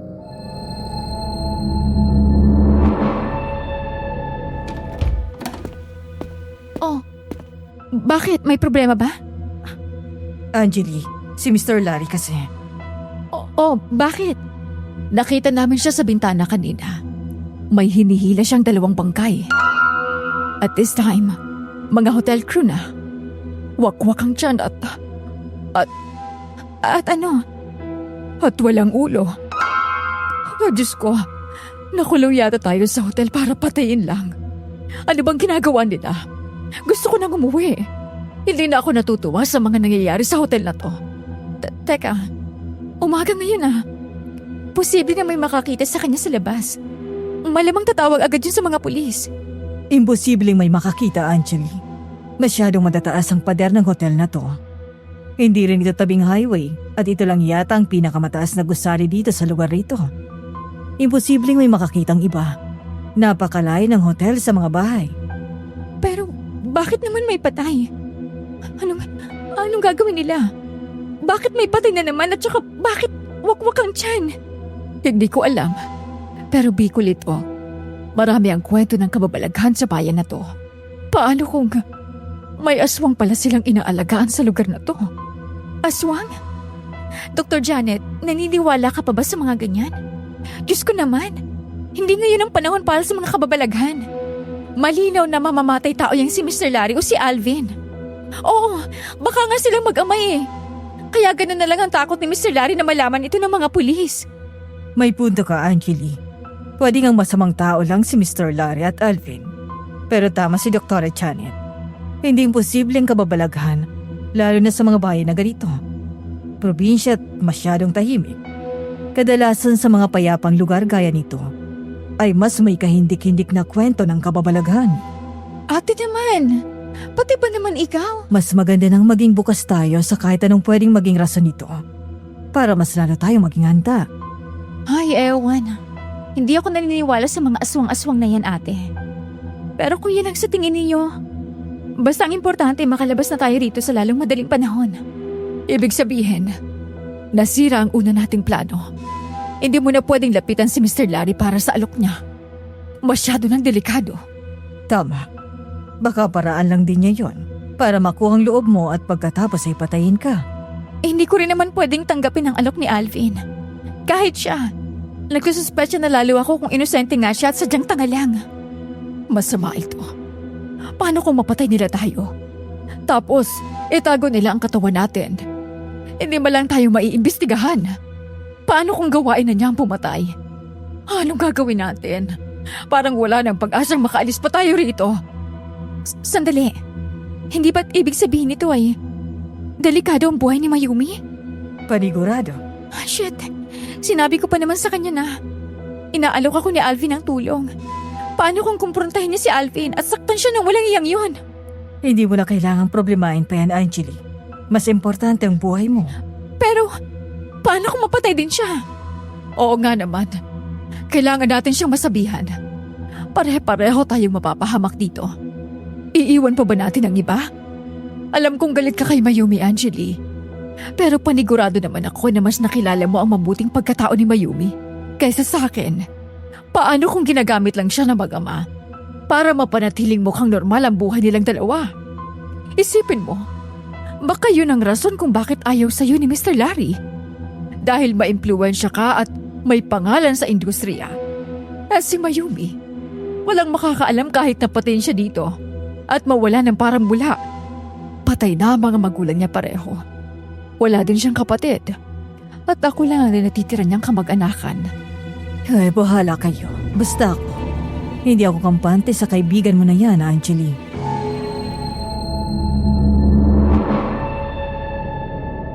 Bigla akong napaisip noon, Miss Ligaya. Paano kung tama si Dr. Janet na ginagamit lang ng mag-ama si Mayumi? Alam ko rin ang hirap ng buhay niya dahil magkasama kami noon kung paano niya pinagsabay ang pagtatrabaho at pag-aaral. Malamang kahit sino mapapagod sa ganoong sistema. Kaya nang magkaroon siya ng oportunidad sa buhay, siguro hindi na niya tinanggihan pa. Kahit kapalit nun ay ang saktan ang sarili niyang kaibigan. Isa pa, hindi naman naging masama kahit minsan ang pagsasama namin bago ko pa nakilala si Alvin. Masayahin si Mayumi, palangiti. Kaya laging napapansin ng mga tao. Higit pa dun, masipag siya at matyaga. Yun nga lang, sa dami ng responsibilidad niya ay napapabayaan niya na ang pag-aaral. Niwala rin naman akong yaman noon para tulungan siya. Dahil isang kahig, isang tukalang din ang pamilya ko. Kaya kung iisipin, oo, malupit ang mundo sa akin, pero ganun din kay Mayumi. Sa lalim ng pag-iisip ko, nagpasya akong tulungan siya. Total wala na rin naman si Mr. Larry at wala ring pumipigil sa amin na lumabas. Kaya agad kaming dumiretso sa lobby. Doon, nadatnan namin si Mayumi na nakaupo sa single sofa. Nakasandal siya, nakatingala at nakapikit habang marahang hinihilot ang sintido. Ilang beses siyang huminga ng malalim bago sa umayos ng upo at lumingon sa gawi naming tatlo.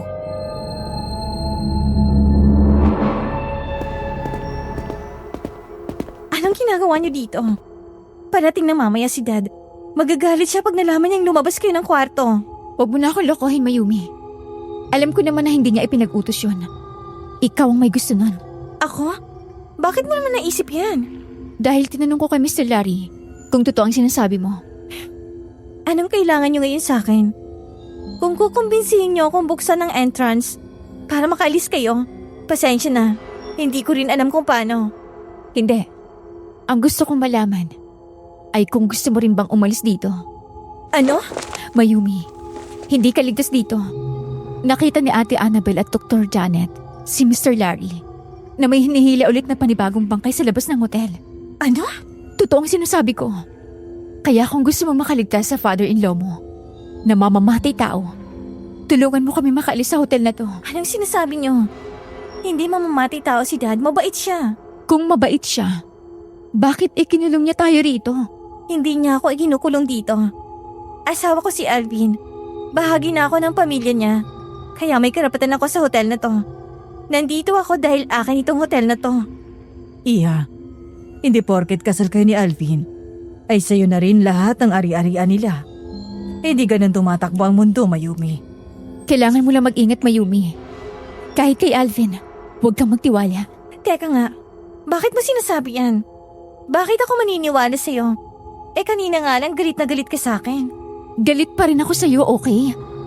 Galit ako dahil niloko mo ako.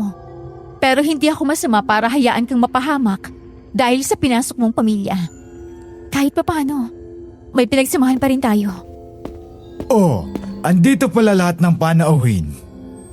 Mr. Larry, Hindi. Dad! Dad! May patay na naman sa kitchen.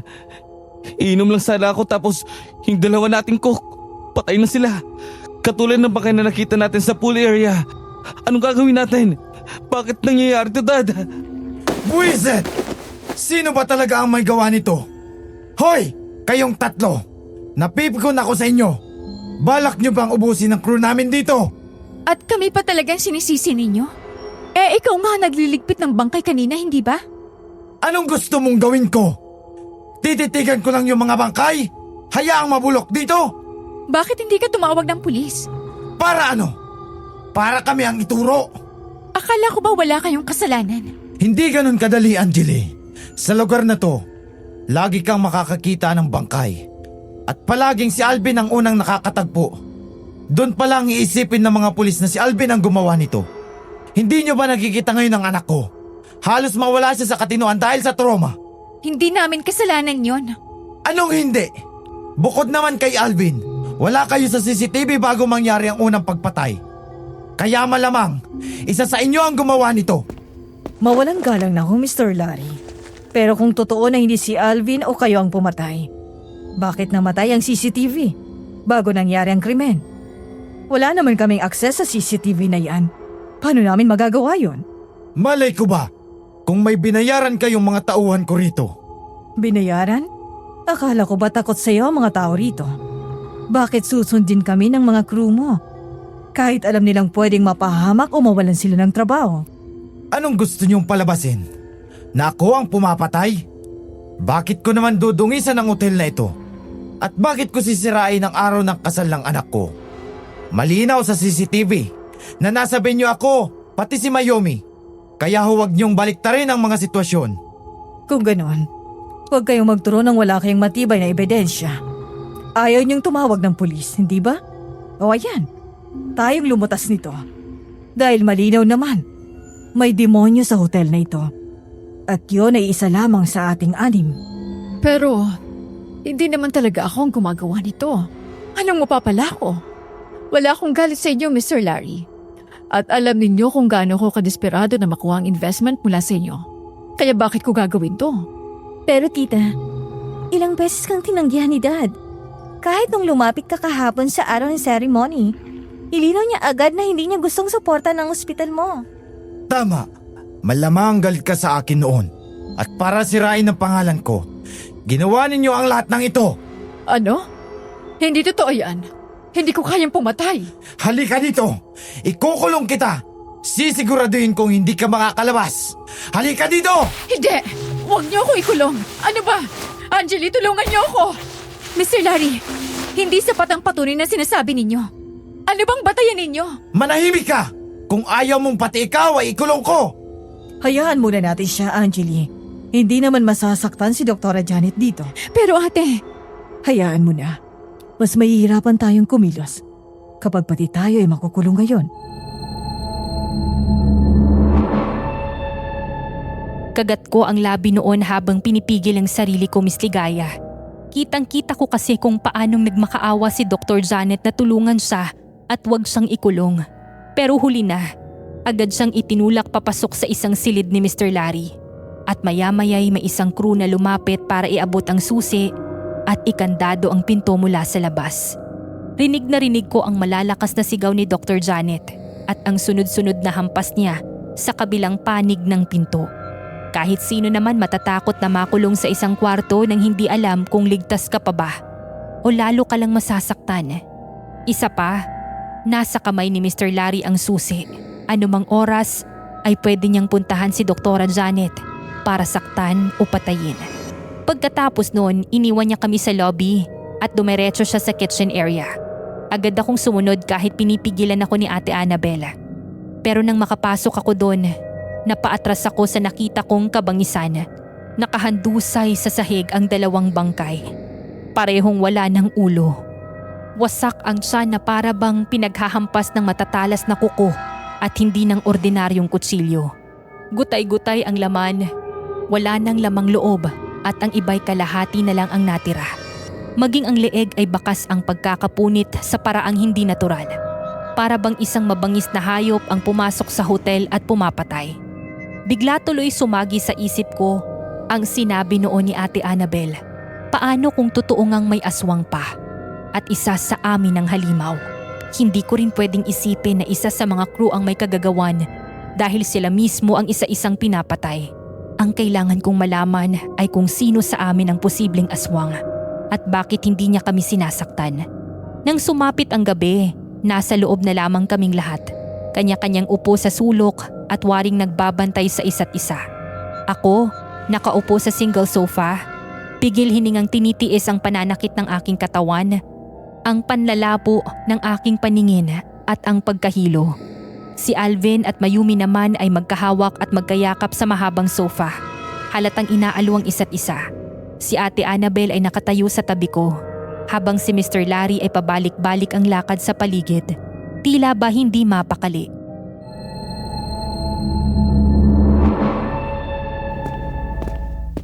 Angeli, lumalala na ang mga pasama sa katawan. Oo nga. Ayos lang ba ang pakiramdam mo? Ayos lang ako. Pero lumalaki ng pasama sa noo. Meron ka na rin sa pisngi. Hindi ka ba nahihilo? No, I'm okay. Huwag niyo akong pansinin. Pero, Sinabing huwag niyo akong pansinin, di ba? Bakit ba nakikialam ka? Buisit. Akala mo naman totoong concern. pasensya na. Mahal, akit na muna tayo sa kwarto natin. Sige. Makainom ka muna. Iya, saan ka pupunta? Hahanap lang ako ng vending machine, ate.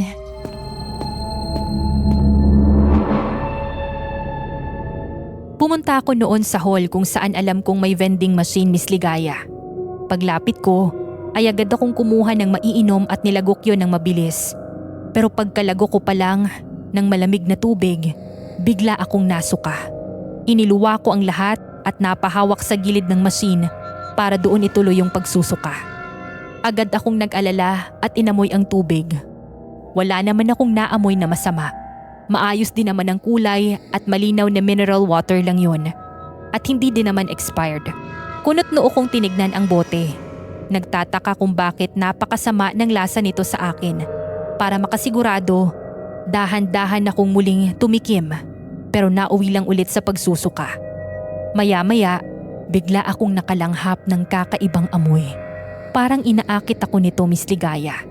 Nagpapakulo ng sikmura ko at bigla akong nakaramdam ng gutom. Sa sobrang paghigop ko ng amoy, tanda kong sinundan ko yon para hanapin kung saan nagmumula. Hanggang sa makita kong isang hotel crew sa isang bukas na silid, nakatalikod at abala sa pagtitiklop ng mga puting bedsheet. Nakapusod ang buhok niya kaya kita ko yung batok na parang siya ang pinagmumula ng amoy na yon. At noon, Miss Ligaya, para bang tuluyan akong nawala sa sarili. Kasabay ng pag-angat ng hapdi sa mga pasako, umakbang ako papalapit sa babae. Ibinuka ang aking bibig at akmang kakagati na siya nang biglang may malakas na tunog na nagpabalik sa ulirat ko. Humarap sa akin ang babae at nagulat sa presensya ko. Pero hindi na siya nagtanong pa. Sa halip ay bigla siyang tumakbo palabas para sundan kung ano man yung bumagsak sa labas ng silid. Ako naman ay para nang mauubusan ng hininga, Miss Ligaya. Napasapo ko sa aking ulo. Nagtataka sa sarili ko kung bakit gusto ko siyang kainin. Kung bakit parang takam na takam akong maramdaman ang kanyang laman. Tanda ko pa noon, halos maglaway ako sa pag-iisip na makakalasa ako ng sariwa niyang dugo.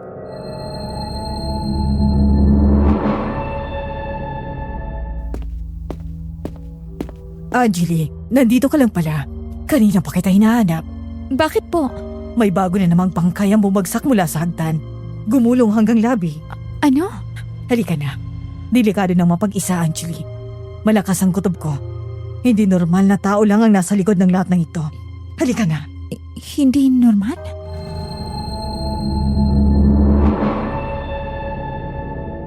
Natigilan ako noon, Miss Ligaya.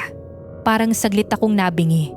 Pumasok sa utak ko ang mga nangyari at hindi ko mapigilang tanungin ang sarili ko. Paano kung may kakaiba talagang nangyayari sa akin? Paano kung ako nga ang may sala? Dahil paano ko maipapaliwanag ang biglang pagkahaling ko sa laman ng mga oras na yun? Pero alam ko rin na imposible namang ako yung pumatay sa bangkay na nahulog sa hagdan. Hindi naman ako umaakyat doon. At hindi naman ako nawawalan ng malay para isipin na baka hindi ko lang talaga matandaan yung nangyayari. Bigla akong naguluhan. Hindi ko alam kung ano na yung iisipin ko ng mga sandaling yun. Kaya naman nang hilahin ako ni Ate Annabel papunta sa lobby, nagpatangay na lang ako na parang wala sa sarili. Pagdating namin doon, muling sumalubong sa akin ang parehong itsura ng mga bangkay. At minabuti ko na lang na huwag tumingin. Tumalikod ako.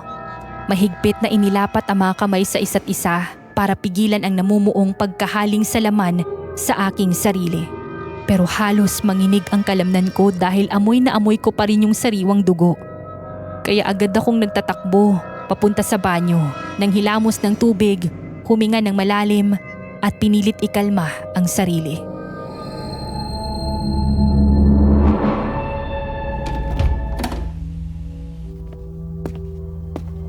Kamusta ang pakiramdam mo? Huwag mo muna akong kausapin. Bakit? May nararamdaman ka na bang kakaiba? Anong ibig mong sabihin? Halata sa mga mata mo, Anjali. Namumula na ang puti. Nahihirapan ka nang magpigil. Ano? Natatakam ka na ba sa laman? Ano pag sinasabi mo dyan? Anjali, hindi na ako magkukunwari pa sa'yo. Ako ang rason kung bakit ka nagdurusa ngayon. Ano? Masyado ka nang pinapabura ng mundo, Anjali. Ako pa talaga ngayon? Oo. Bata pa lang tayo. Masyado ka nang pinapaboran. Hindi ka naman kagandahan. Pero sa'yo laging dumarating ang mga oportunidad. Mayumi, pinagsikapan ko lahat yun. Hindi ko lang sinalo ng basta-basta. Ginapang ko ang lahat ng tagumpay ko. Nagsumikap din naman ako Pero bakit ikaw lang ng ikaw ang may napapala? Sandali. Anong kinalaman ng galit mo sa akin sa lahat ng nangyayari ngayon? Sabihin mo nga, ano ka ba talaga, Mayumi? Ako lang naman ang kaibigan mong sinalo lahat ng kamalasan sa mundo. At ngayon, hindi ko hahayaang ako lang lagi ang kulelat. Isasama kita sa impyerno. Anong ibig mong sabihin? Matagal ko nang alam na magkakilala kayo ni Tita Janet. Oo, binulilyaso ko ang operasyon mo. Ngayon, dumadali na sa dugumang dugo ko. At pareho tayong magdurusa sa sumpa ng aking lahi. Anong pinagsasasabi mo? Bitiwan mo nga ako! Ano ba? Rico! Ate Annabel! Manahimik ka! Kung ayaw mong unahin kung napain ang mutya mong yon! Hayop ka, Mayumi! Ikaw ang pumamatay dito? Anong klaseng nilalang ka? Bakit mo ako kinulong dito? Huwag kang mag-alala. Sasakupin lang naman natin ang mundo. Hindi mo kailangang matakot. Mula ngayon, itutuloy natin ang naudot nating pagkakaibigan. At ngayon, magkasama tayo. Maging sa impyerno. Hindi! Bitawan mo ako! Ano ba?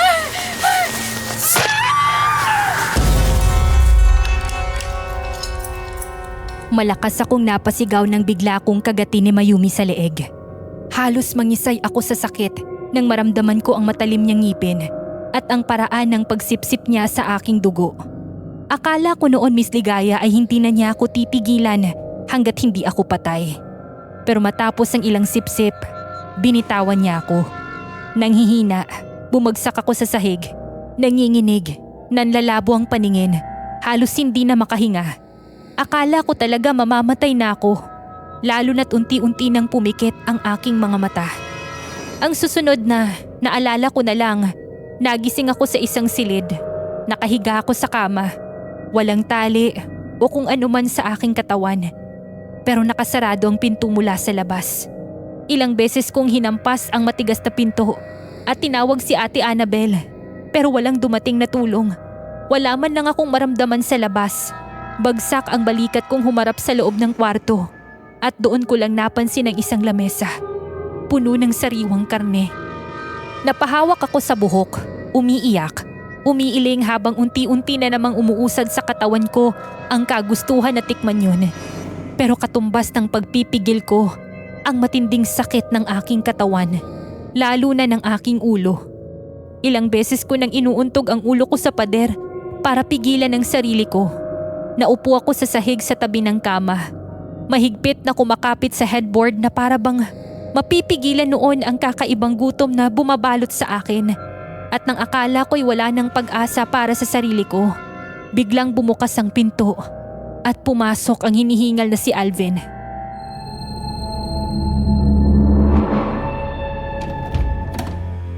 Dito, Anjali! Tara! Hindi! Lumayo ka sa akin! Bitiwan mo ako! Baka masaktan kita! Hindi. Pigilan mo lang sarili mo. May gamot ako para dyan. Halika. Pangako, hindi kita sasaktan. May nakahanda akong gamot oras na mangyari to. Mawawala lahat ng nararamdaman mo. Paano kung hindi ko na mapigilan? O kung hindi tumalab? Gagawa tayo ng ibang paraan. Halika na, bilis!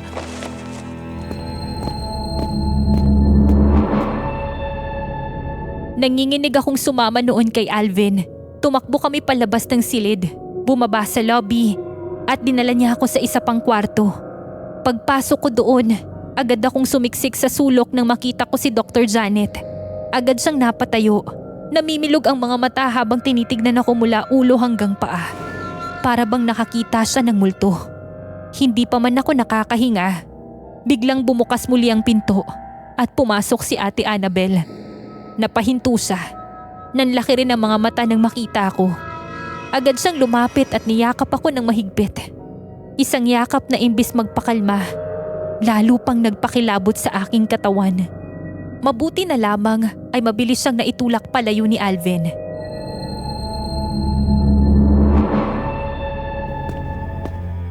Diyos ko, Anjali. Kanina ka pa namin hinahanap. Nag-aalala na ako sa iyong bata ka. Saan ka ba nanggaling? At anong nangyari sa katawan mo? Lalong lumala ang mga pasa mo. Anak, gumagaspang na rin ang iyong balat. Hindi ko alam, ate. Hindi ko po alam ang nangyayari sa akin. Tita Janet, subukan niyo na po sa kanya ang antidote. Antidote? Sandali, ano yun? Isang aswang si Mayumi. Siya ang kumamatay dito. At mukhang sinusubukan din niyang gawing aswang si Anjali. Sinasabi ko na nga pa. Walang magandang intensyon ng babaeng yan. Ituturok namin to sa iyo ngayon, Anjali. Pinaghalong holy water na may asin at pulbos ng bawang ito. Sige na, subukan mo. Sandali, kung ginagawa siyang aswang ni Mayumi, paano kung ikamatay niya yan? Mukhang hindi pa naman siya nagiging kumpletong aswang. May pag-asa pa siyang magamot. Sandali. Sabihin mo sa akin, Anjali. Tumikim ka na ba ng sariwang laman o dugo? Hindi. Mabuti. Ibig sabihin may pag-asa pa nga tayo. Umanda ka na. Hindi ko alam kung masasaktan ka dito pero ihanda mong sarili mo.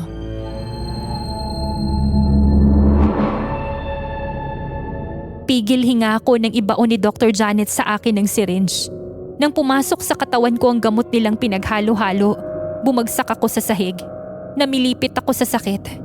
Para bang muli akong kakapusin ng hininga. Lumuluha na ako noon, ngunit hindi ko magawang sumigaw sa sobrang panghihina ng katawan ko. Para bang sasabog ito sa hindi maintindihang dahilan. Ilang minuto akong ganon, Miss Ligaya. At kahit nanlalabo ang mga mata ko, kitang-kita ko kung paano silang nagpapanik. Dinig ko pa ang paninisi ni Ate Annabel, kina Dr. Janet at Alvin sa nangyayari sa akin. Ngunit paulit-ulit namang sinasabi ng dalawa na hintayin lamang ang magiging reaksyon ng gamot sa katawan ko. At gaya ng sinabi nila, halos 1 oras akong namimilipit sa sakit. Umiiyak, pero hindi makadaing ni isang salita hanggang sa manigas yung buong katawan ko. Hindi makagalaw. Tuwid na napahiga sa malamig na sahig. Umiiyak na noon si Ate Annabel at kita ko rin yung pagsisisi sa mukha ni Dr. Janet at Alvin na para bang nakagawa sila ng isang napakalaking pagkakamali. Ngunit unti-unti, bumalik ang normal na paghinga ko. Nawala ang kirot ng katawan ko. At nang subukan kong ibuka yung bibig, nakayanan ko na ring magsalita.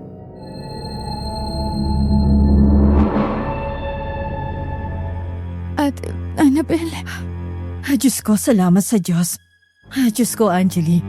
Akala ko'y mawawala ka na sa amin. Salamat sa Panginoong Diyos. tinakot mo kami, Angelie. Diyos ko. Tubig. Nauuhaw ako. Kailangan ko ng tubig. Heto ang tubig. Salamat.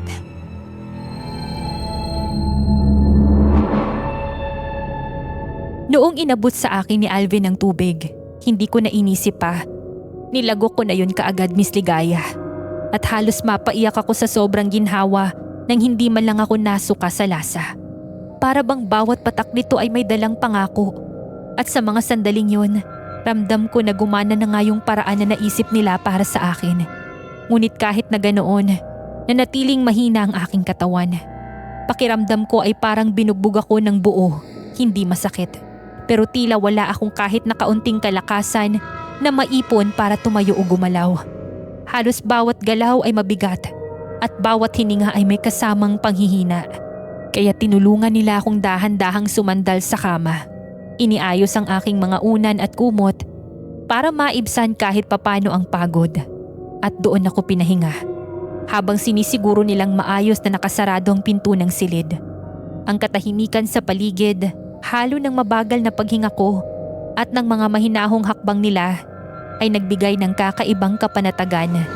Parang sa kabila ng lahat may mga taong nagbabantay at hindi ako iiwan sa ganitong kalagayan.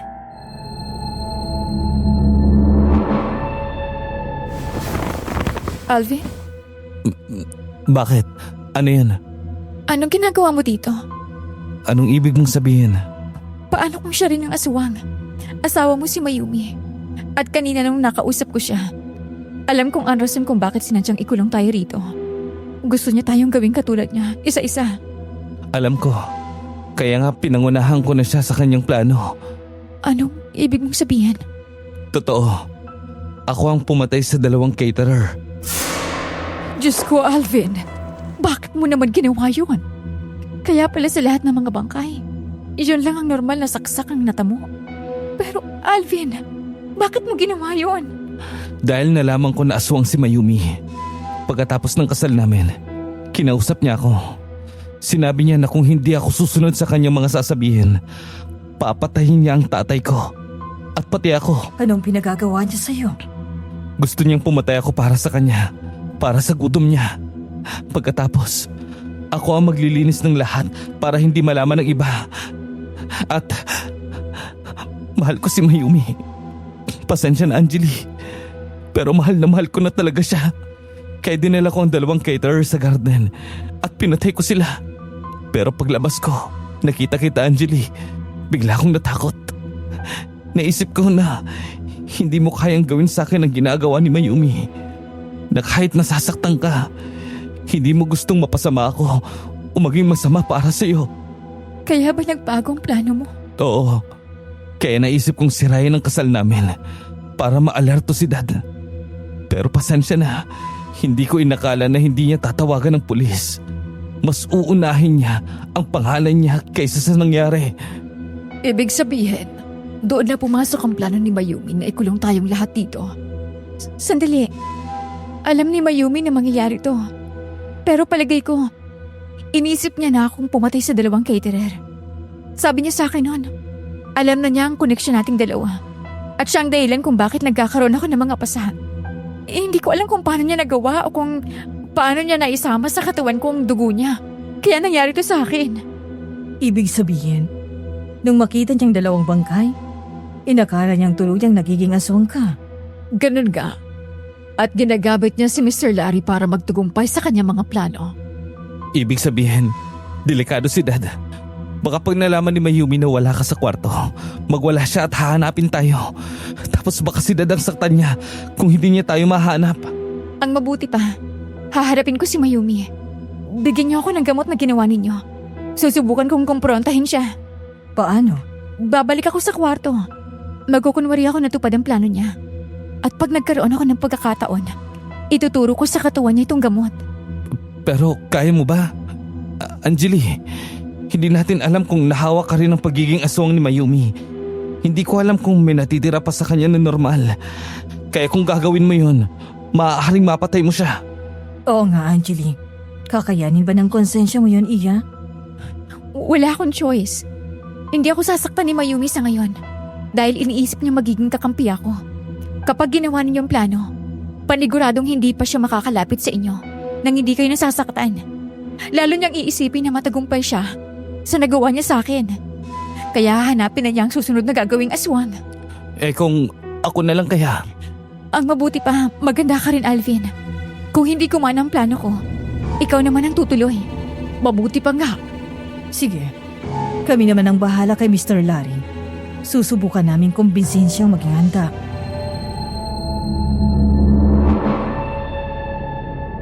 Muli akong bumalik sa silid na minsang pinagkulungan sa amin ni Mayumi, Miss Ligaya. Ako na mismo ang naglock ng pinto mula sa loob. At pagkatapos ay naupo ako sa gilid ng kama sa parehong pwesto kung saan ako naabutan ni Alvin kanina. Noon, binaluktot ko ang aking mga tuhod at niyakap ang sarili ko habang pilit na inaabangan kung ano ang susunod na mangyayari. Labis ang kaba ko noon, hindi na ako mapakali sa paghihintay.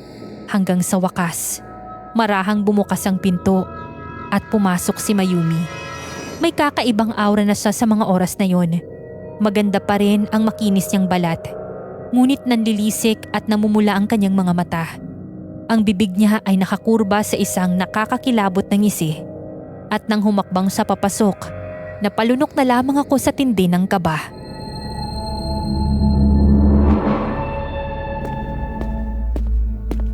Anjali, nawala ng mga pasa sa katawan mo.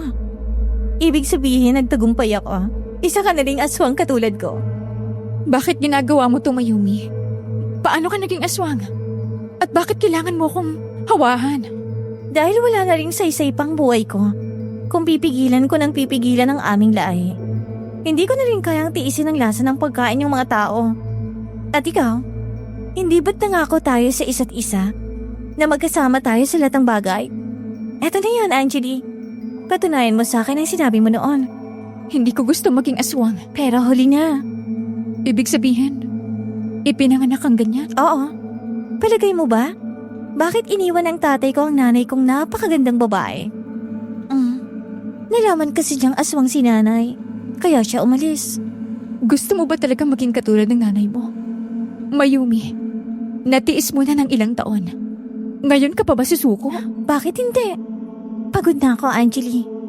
Anong gusto mong gawin ko? Tiisin na lang? Mahigit 2 dekada na ako nagtitiis. Hindi naman ako gumagaling, Anjali. Wala na akong pag-asa. Para mabuhay ako, kailangan ko lang tiisin ng tiisin. Oras-oras, minuto. At hindi ko na yan kaya. Kung ganon, Wala na akong magagawa kundi gawin to. Hayop ka! Anong itinurok mo sa akin? Subukan mong hanapin sa sarili mong pagiging mabuti, Mayumi. Baka sakaling gumaling ka pa. Hindi! Ano to? Ano to? Gamot yan. Para sa katulad mo. Hindi ko alam kung maililigtas ka o mamamatay. Pero tandaan mo, wala akong atraso sa'yo. Kung mamatay ka man, hindi dadalhin ng konsensya kung pagkamatay mo.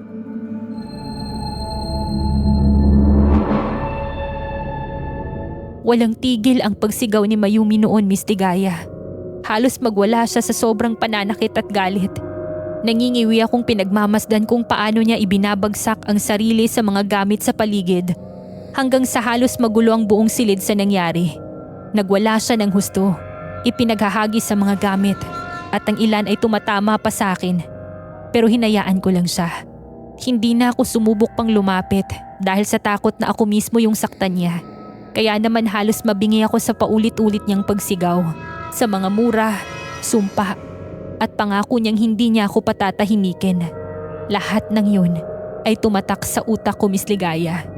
Kaya nang bumukas ang pinto at pumasok sina Alvin kasama si Mr. Larry, nakatakip pa rin yung aking mga kamay sa tenga ko. Pilit na pinipigilan na makapasok muli ang bawat salitang ibinabato sa akin ni Mayumi.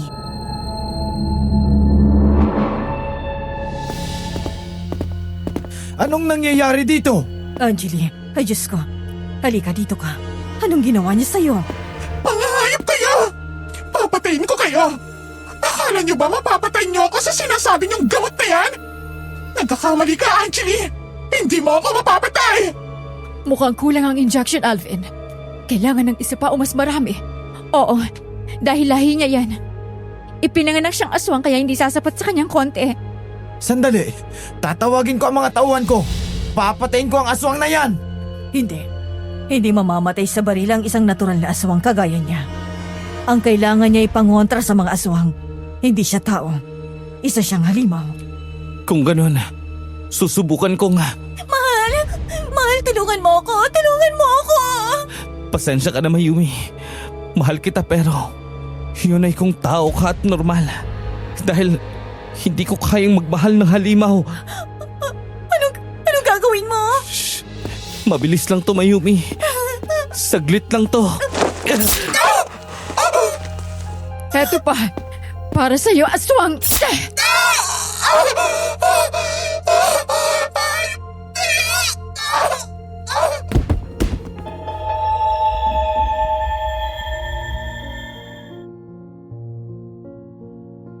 Bumagsak sa sahig ang katawan ni Mayumi noon, Miss Ligaya.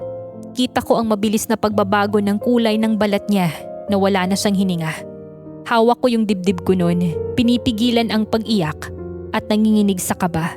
Dahil kahit hindi naging maganda ang huli naming pinagsamahan, alam kong minahal din namin yung isa't isa. At itinuring namin ang isa't isa na parang magkapatid. Pero madalas, ang akala mong totoo at matibay, siya pala ang nagtatapos sa mas masakit na kwento. Nung araw na yon, hinayaan ko na si Mr. Larry na magdesisyon kung ano ang gagawin. At natutuwa ko, Miss Ligaya, na pinili niyang panagutin si Alvin sa kasalanan niya. Umuwi naman kami noon ni Ate Annabel sa Maynila. Sinalubong ng mga tao at ng pamilya naming nagtataka kung bakit hindi kami makontak ng ilang araw. Pagkatapos ng paliwanag na binuo ni Ate Annabel, nagbalik sa dati ang lahat na para bang walang nangyari sa akin. Siguro, para makalimutan ko rin ang lahat, pinili kong aliwin ang sarili ko. Sumama sa mga kaibigan at in-enjoy ang buhay para kalimutan ang mga bangungot na nangyari. Pero hindi ko maitatangging may mga gabi pa ring dinadalaw ako ng takot. At dahil sa nangyari, hindi na matanggap ng sikmura ko ang kahit anong uri ng karne. Para bang natatakot ako na hindi pa talaga ako magaling. Na baka isang araw, maramdaman ko na naman ang gutom sa laman ng tao. Pero sa tulong ni Ate Annabel at ng mga taong tunay na nagmamalasakit sa akin, alam kong kakayanin ko ang lahat. Ito rin ang dahilan kung bakit ko naisipang magpasa ng confession sa channel niyo, Miss Ligaya. Para kahit papano ay maibsan ang nakakalitong pakiramdam sa dibdib ko. Dito na po nagtatapos ang confession ko, Miss Ligaya. Maraming salamat po sa inyong channel. Para po sa mga nakikinig ng Aswang Confession, Miss Ligaya, gusto ko pong marinig ang inyong opinyon. Sa palagay niyo po ba, dapat ko bang tanggapin ang konsensya at kasalanan sa pagkamatay ni Mayumi dahil siya ay naging matalik kong kaibigan? O mas mabuti nang kalimutan ko na lang ang lahat? Alam ko pong iniisip niyong alam ko na ang sagot para dito. Pero nais ko po sanang mabasa ang inyong mga opinyon. Hindi po kasi madali para sa akin na basta na lamang kalimutan ang lahat.